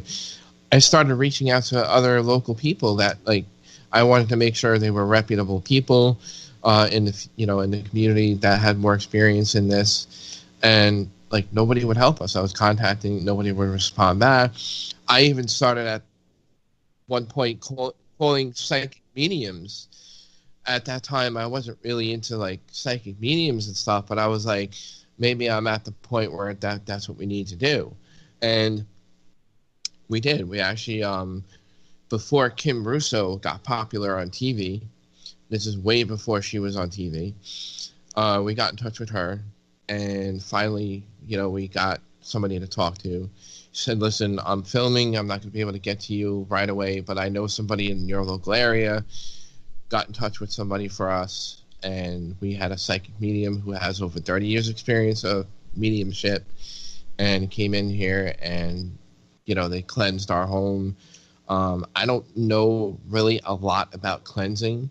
I don't know if it's more of a psychological thing. I don't know if it was because of her training and her helping us coping with the situation. Maybe it was more like psychological, like I said, versus spiritual of whatever what was going on. But we followed what she told us to do. She trained us what to do as far as protecting ourselves with prayer and, different things of what to do with different crystals and tourmaline. And we went through all that. And eventually things started settling down. Matt Haas and Tim Vickers are my guests this evening on The Edge of the Unknown. Matt is from the Island Paranormal Society. You just heard a very personal story from him. And Tim is from the Mountain State Paranormal Society. And you can check them all out on the World Wide Web. Just search those terms, Island Paranormal Society, Mountain State Paranormal Society, and you will find them. If you would like to find them this evening here on The Edge of the Unknown, we would love to hear from you. theedgeoftheunknown at gmail.com. If you will have an email question that you would like to ask, you can also find us in live chat at theedgeoftheunknown.com. Just click on that little button at the top of the screen that says live chat. And of course, you can always call in 716-218-3557. Now, Tim, you just mentioned before Matt's unbelievably personal and moving story that you haven't really had that kind of thing, but how hard is it to not compartmentalize things when it comes to sights, sounds, and feeling? I mean, what do you do when you're out on an investigation and say, okay, EVP, maybe. We'll put it in that drawer. Something pulled my hair. We'll put it in that drawer. Something is bothering my wife and scratching her abdomen and her arms. We're going to put that in that drawer. And God bless you, Matt. That would be my first drawer because I love my bride. And that would be the first thing that I would think of. But how do you deal with all of that stuff that you find in an investigation? And Matt, I'm going to ask you the same question after Tim's response. Well, I really haven't found that. So, I mean, maybe I'm just lucky on that side of the coin. I haven't, I've had some experiences that are very personal, but nothing that has been anything like what Matt just shared, what that him and his wife went through. So, I take the information as it comes and the events as they happen and discuss it with different people and, just soundboard it off different people, think about different ideas, different approaches, what could it have been, what might it have been, and think about probability and apply it that way. Matt, your thoughts? Well, I just gotta say, it was really hard, being, I felt helpless, actually, as a husband, because at the time that all this was going on, I was working nights at an office building. I was a security in an office building working the night shift, and I wouldn't come home until 11 o'clock at night. So, I mean, I was getting phone calls from my wife every other night. She was pretty much just being attacked. And there were even times, I was trying to think rationally and just say, is she just maybe experiencing things herself psychologically because she's home alone? Is she afraid that I'm not there with her? We all thought these same things, together. I even asked her up front, I'm like, are you sure, this is not because, you're here by yourself and you don't like me working nights and, doesn't have anything to do with that, but it was nothing to do with that whatsoever. My wife, if anybody has met my wife, she's probably more skeptical than I am, especially when it comes to evidence. Like when we review evidence, you should hear us fight, because it's like, you know, she's like, no, that's not an EVP, that's movement. You know, she's like, and then I'm sitting here, I'm like, I don't think that's, you know, movement. Like when you go back and forth, it's really funny. You got to sit here and listen to it sometimes, because it's probably really funny to watch us go through that. But it's just so hard to be a husband and wife working together in a paranormal group to kind of go through that situation. And yeah, it is a moving story because it is real. It did happen, and I know it happened because it's my experience. And sure. I'm actually gonna be doing a documentary about it. I'm gonna be working with other people that have been through it with us. We actually had another team member that experienced an attachment during this situation as well. Was it the same thing? I don't think so. But, you know, because, you know, I do think it will happen. If you play with fire, you will get burned. I got to be honest with you. And Matt and I go back and forth on Facebook all the time about different subjects and that sort of thing. And I like when Josie says, Matt, no, listen to Josh. He's doing the right thing. Ha ha, yeah. That happens. Sorry. Yeah. I see that happen from time to time.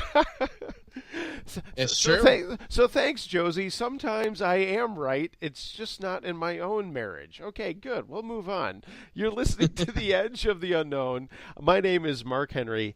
Everybody, hang on. We've got to take another break. And, you know what? Before we do that, my guests, Tim Vickers and Matt Haas, are going to stick around a little bit later because we started a little bit later.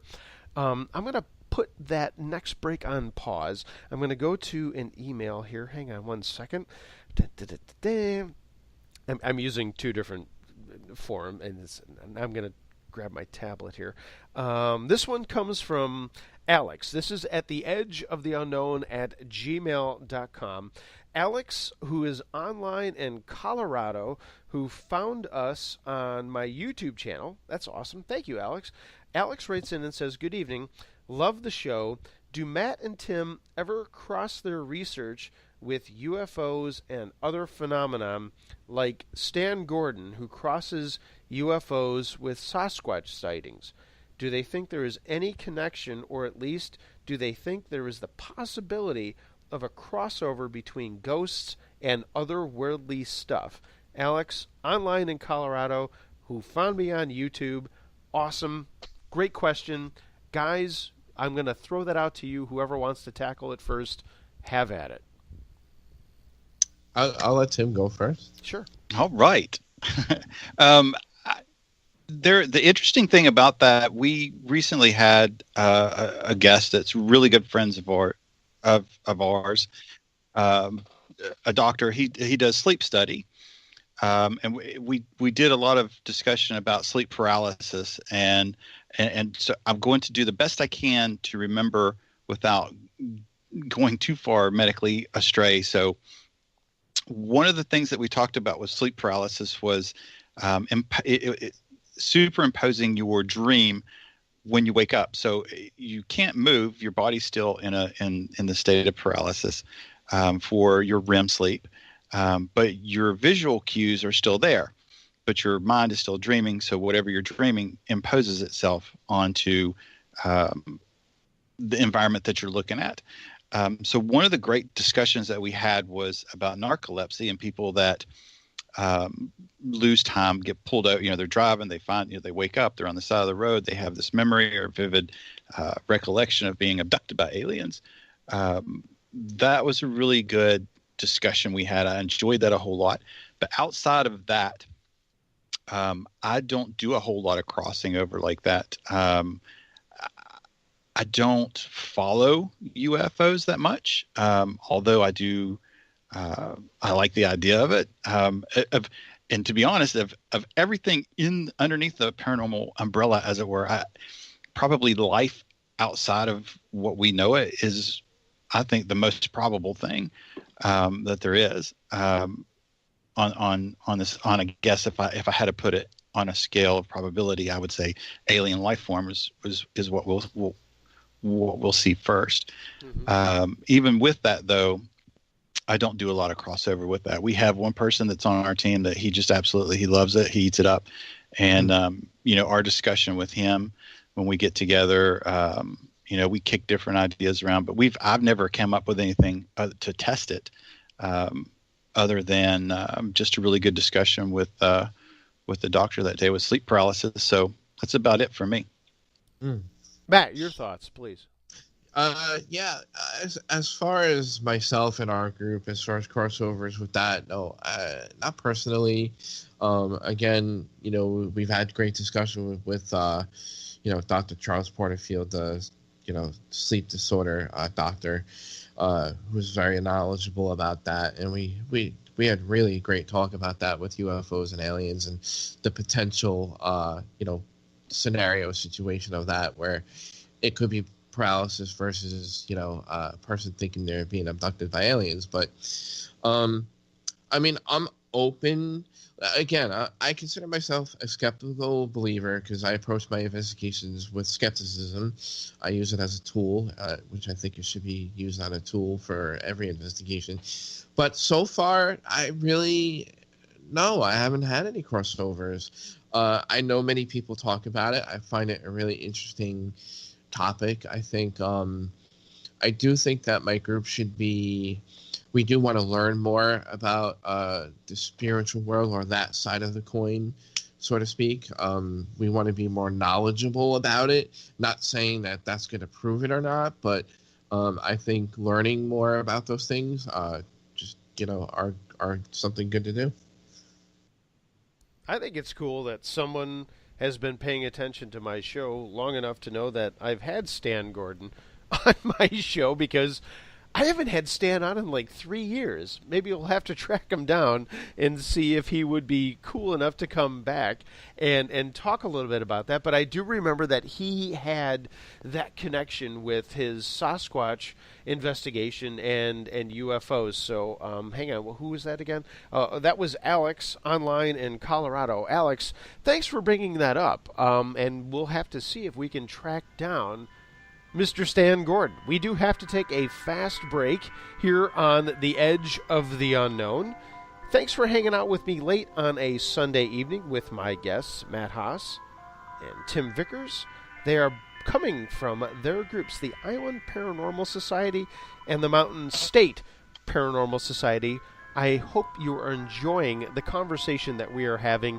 We would love to hear from you. theedgeoftheunknown@gmail.com, theedgeoftheunknown.com, live chat room. And, of course, if you want to get on board, 716-218-3557. Quiet phones tonight. I suspect that's because the Bills won today. Yeah, don't get used to that, Bills fans. Anyway, we'll keep on rocking and rolling here on The Edge of the Unknown. We'll be back right after this. Everybody, thanks for hanging out with me. I appreciate your listenership. If you've got something that you would like to share with us, we will be here for, a little bit past 10 o'clock because we started a little bit late. Everybody, hang out, relax, and stick around for more of The Edge of the Unknown.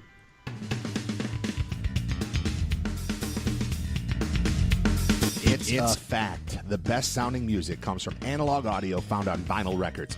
But high quality vinyl has been hard to find until now. Records Etc. in Williamsville, New York is your destination for new and used vinyl records in a variety of categories from blues to Zydeco. Located in the Eastern Hills Mall, Records Etc. is easy to find and fun to shop. Classical, rock, comedy, and new wave are waiting for you at Records Etc. So dust off your turntable or pick one up at the store and start listening to music the way artists intended it to be heard. They also carry rock and roll memorabilia, t-shirts, posters, and more. That's Records Etc. in the Eastern Hills Mall in Williamsville. Call 716-481-7177 and ask for Ray for more information. Records Etc. Tunes for our times.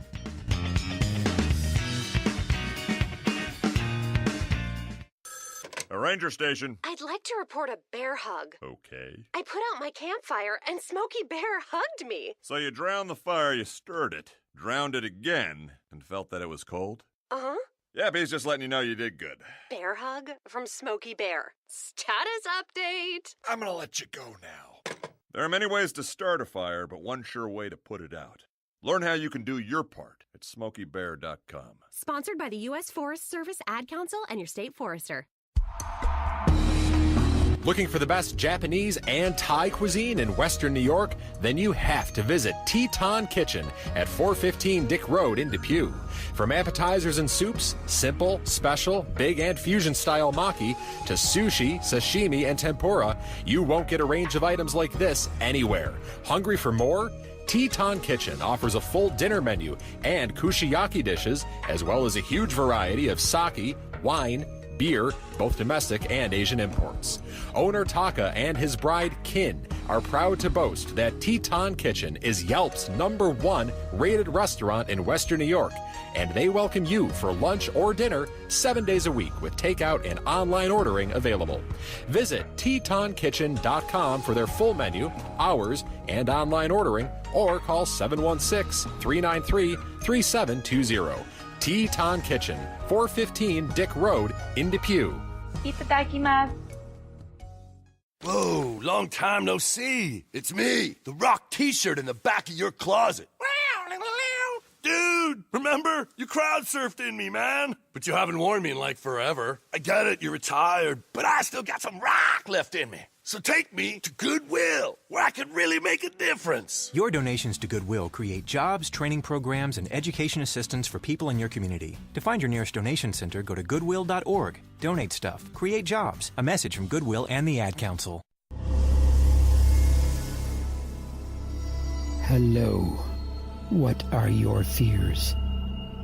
Are you badgered by domestic affairs, haunted by ghosts or demons, terrorized by those who would use magic as a weapon, or tormented from within? I can end it. I can stop it. I can cast them away, for I am a sorcerer, and protecting people from these things is what I do. Seek my services at sorcererforhire.com or call now for faster service 206-501-0444, because time is not on your side.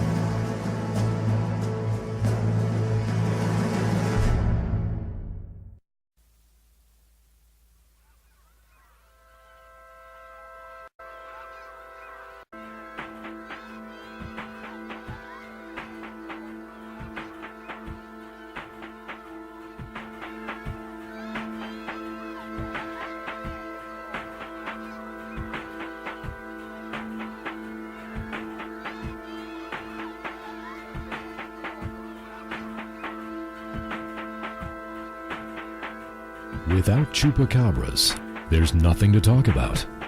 Back to the edge of the unknown. And we are back on the edge of the unknown with my unbelievably terrific guests this evening. Who isn't unbelievable and who isn't terrific that has ever been on these airwaves? I can't say, but I will tell you, I'm having a blast tonight with Tim Vickers and Matt Haas. Two guys from two different paranormal investigational groups, one from West Virginia, one from Long Island. One is a Rangers fan, and the other is not. Okay, I made that joke at the beginning of the show, and that's the last time I'll bring it up. We're not even into hockey. I got to be honest with you. I listened to a preseason Sabres versus New Jersey Devils game last night, only because my friends were calling the game, and I'm like, man, I'm not ready for hockey yet. But we are on the cusp of it. It is fall. It's right around the corner. It sucks. And, oh, gosh. And you know what, Matt? If you have a chance to get tickets for the Winter Classic, go. I don't know if I'm going to be able to trek down there. My brothers-in-law both live in the greater New York City area. One lives outside of Astoria, and the other lives in the northern part of Manhattan.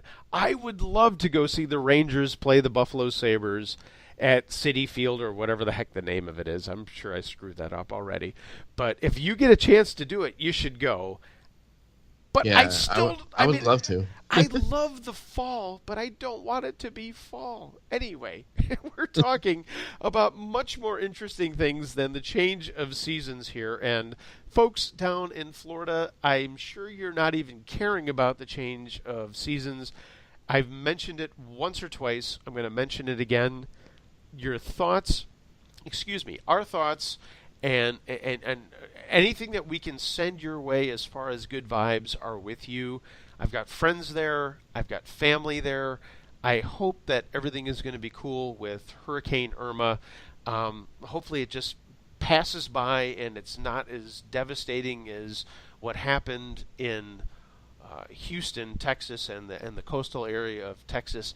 But our thoughts are with you. But tonight we're talking a little bit about something a tad different. We're talking about paranormal investigation, and we are going to continue to do that. We're running a little bit over time because we started a little bit late due to technical difficulties. And hey, oh well, that's the way life is. If you want to get on board, we would love to hear from you in the next couple of minutes. theedgeoftheunknown@gmail.com. Find me on Facebook, The Edge of the Unknown Radio Show. And of course, you can always give us a call.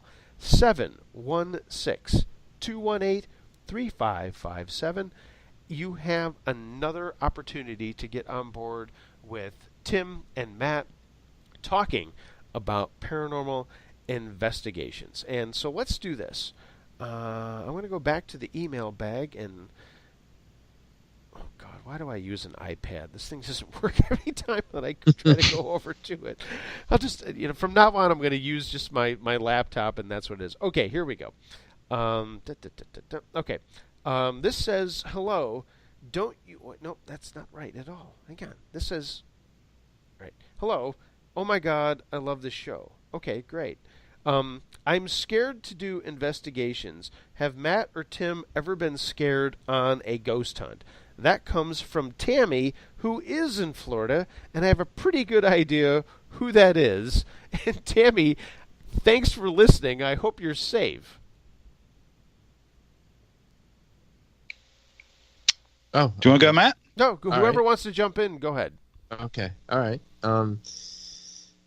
Have I ever been scared? I guess, not scared, but apprehensive at times because I'm in an unfamiliar territory. I don't know what to expect. We do work in the dark. Some places we go to are kind of scary looking themselves, but it could be the environment itself that gives creepy vibes. Like if you're in a dark basement, especially with creepy crawly spiders that you don't know that are crawling on you in the dark.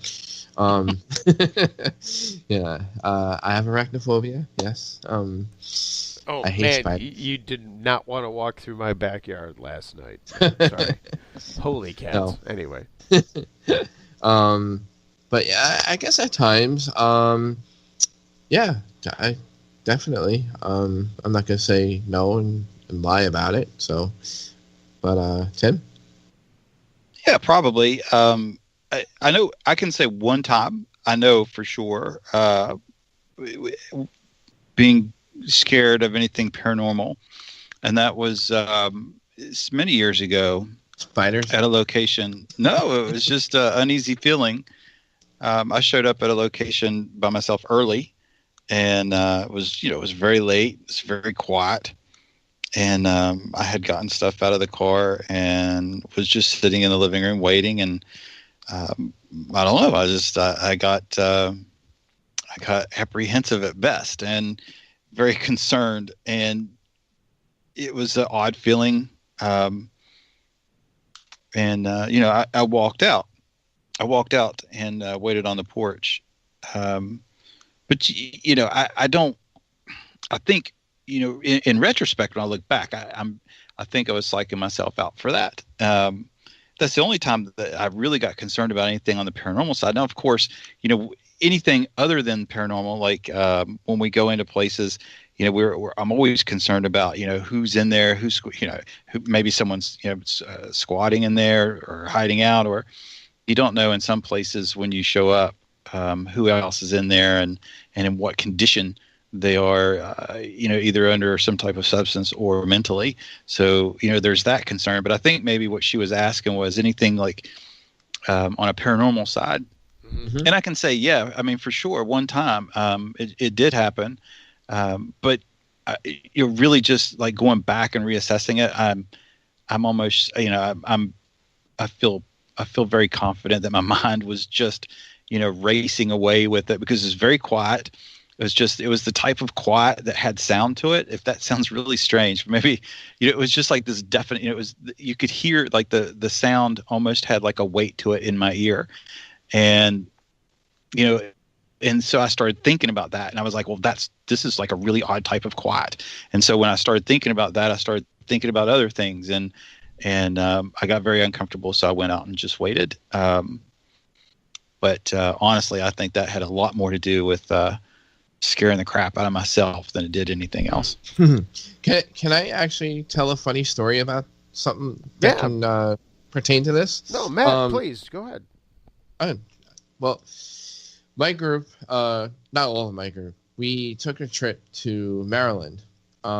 We had a couple of investigations that came our way, and we took the opportunity to branch out and explore, because again, Long Island's kind of tough to find local investigations here. So we went all the way down south to Maryland and actually Baltimore.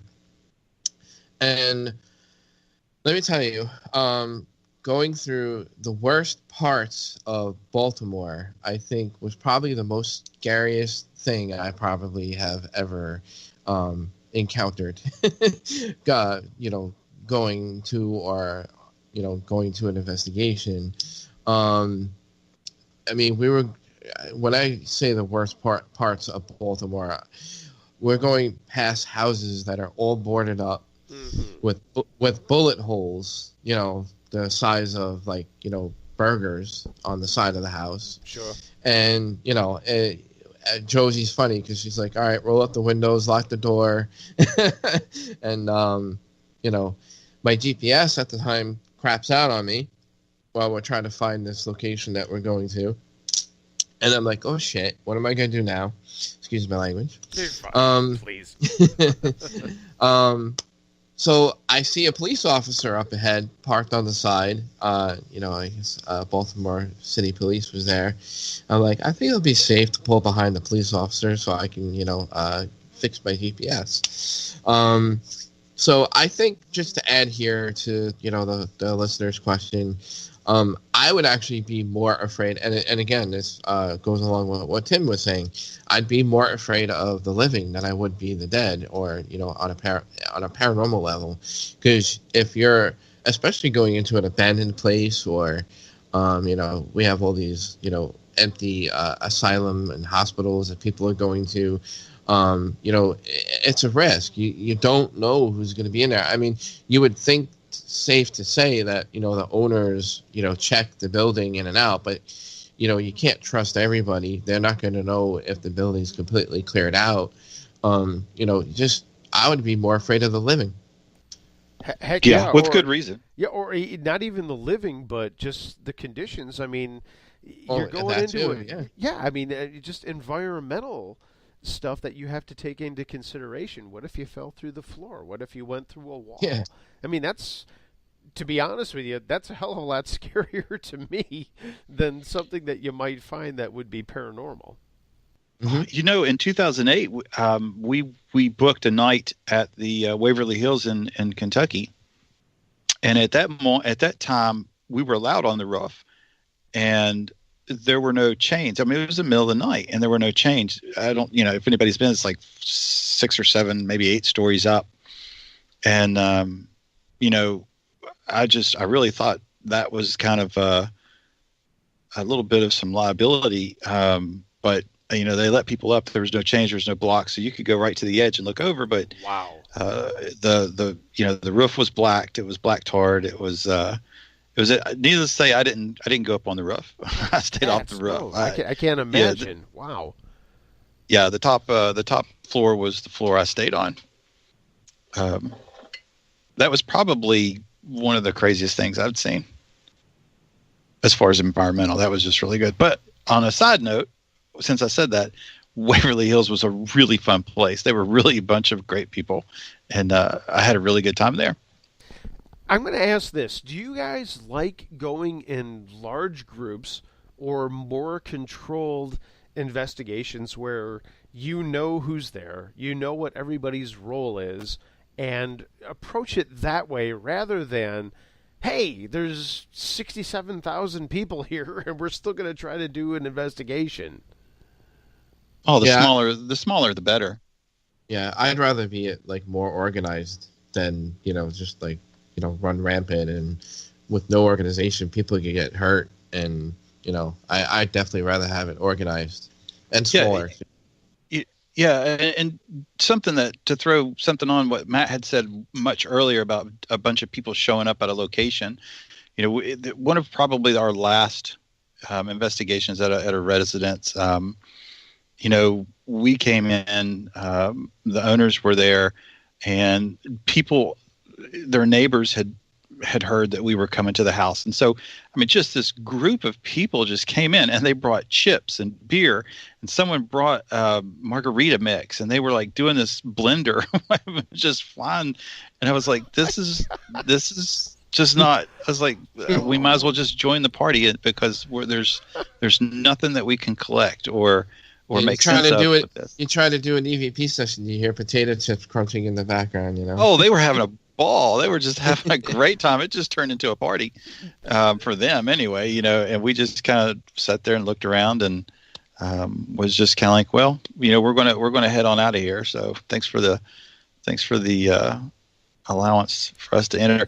But the margarita, the blender was the kicker for us. We were just like, it's time to go. Hopefully it wasn't one of those gas powered blenders that they, you got the pull cord, and hopefully that wasn't what was actually happening there. And honestly, this is a perfect segue because this is an email that I'm going to grab, and we're going to start to wrap things up here. Sure. P writes in, and P is a longtime listener of the show, says, hello, don't you think the shows on TV hinder what these guys do? Why do they continue to do it when most people that I think have intellect are talking about is nonsense? What's the point at this day and age for those who actually believe and have no other outlet? P, thanks for writing in.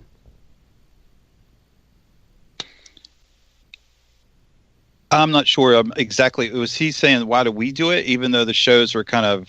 I think that's what he was getting at. So he says, what do you think that the shows hinder what you do? Why do you continue to do it when somebody else is making a show that's kind of making a mockery of what you're doing? Well, we're trying to erase all that. Hopefully. We're trying to... It doesn't bother me. The shows are nothing to. I don't watch the shows. I'm with him or her. The shows are defunct for me. But it doesn't matter what they do. I enjoy it. Like I was saying earlier, I enjoy it. I like the challenge of trying to solve a riddle. I like the mystery. I like the research. I like learning. When I come across something that I don't understand, I like researching it and learning how to understand it. It's just a hobby. So for me, it's a joy to do. It doesn't bother me if someone doesn't like what I do. It doesn't bother me if someone thinks it's silly. It's just something that I enjoy. So I like to keep doing it regardless of how the TV shows portray it. Yeah, I'm with Tim with that one too. I just pretty much have the same feeling. Mm-hmm. Yep. Well, as we are at the end of the show, Matt, we're going to start with you. I know you've got some stuff that's coming up. What are you guys working on, and where can we find more information about what you're doing? Sure. You could go to our website, islandparanormalsociety.org. We have a couple public events coming up in October at historic Kingsland Manor, October 14th and October 21st. We'll be going there a couple of times. We'll be doing a public presentation, historic presentation. You guys will get a chance to investigate with me and my team throughout the night. And tickets are only $25, and there'll also be light refreshments throughout the evening. You can get information for that on our website. And I'll be part of the this year's 2017 Paranormal Journey Expo. Don't cross the streams, they call it. And I love that. Yeah, I love that title. I'll actually, I'd love everybody's support on this, because I'm actually, for the very first time, guys, going to be lecturing about me and my wife's personal experience in the public. I'm going to be lecturing about it. Wow. About spirit attachment after all these years, putting something together that I'm testing the water, so to speak, at a small event to kind of see, how it's received, to see how I can, kind of get into it myself, since it'll be the first time I'm doing this. So it's going to be more on a personal level for me. So hope everybody can join us at White Hill Mansion on the 23rd.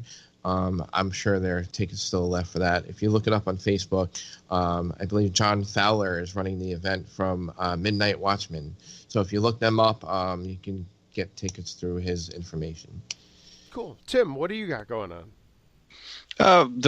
Coming up, the town celebration, I think that's going to be a lot of fun. They asked if we could come up and talk to people about what we do. I look forward to that. If anybody wants to check out, our website, they could just, you can Google Mountain State Paranormal Investigations. The website's mspiwv.com. Any questions? I love debating. I love discussing. I love the opportunity to learn. So, it's good to meet somebody that has a difference of opinion. And so feel free to get on our Facebook, because our link's on that, and just have a good discussion about any question. And I don't mean this in a terribly rude way, Tim, but when I drive to Florida, obviously I drive through West Virginia, and the hills are so up and down and curvy and crossy. I would love to stop and see you, but all I want to do is get the hell out of West Virginia when I drive through. So that's what I will. If I just honk the horn and wave, and that's the best I'm going to do, when I cruise through your town. Yeah, well, if you find yourself around Fayetteville, let me know and send me a message.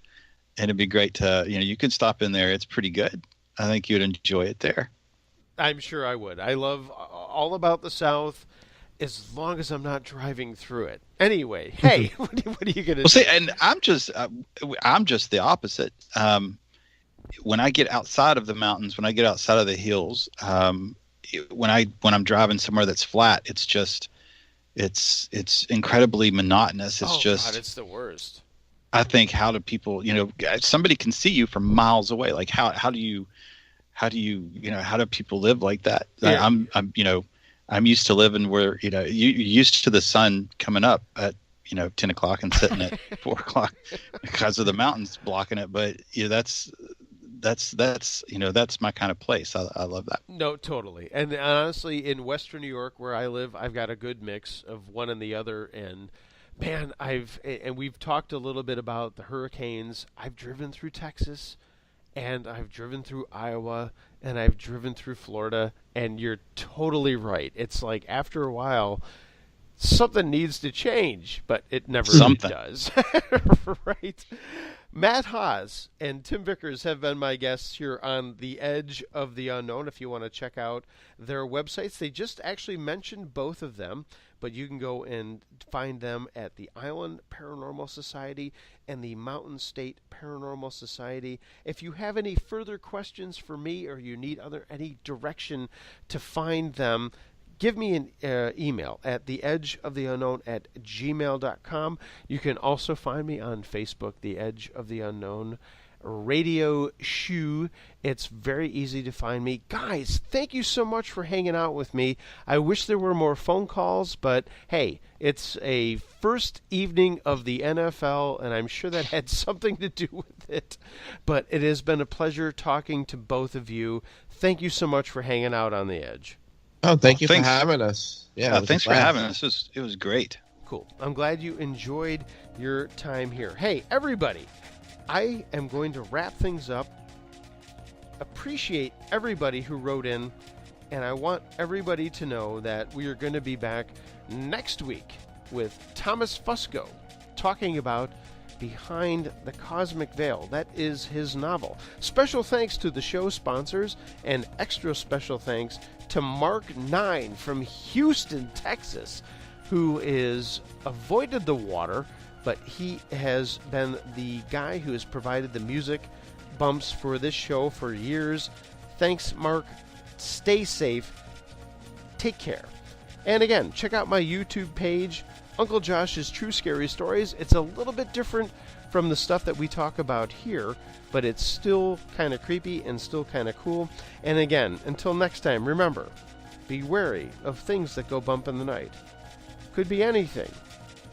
A ghost, a monster, or hey, might even be the guy next door. We'll see you next time here on The Edge of the Unknown. Everybody, stay safe. We'll see you soon.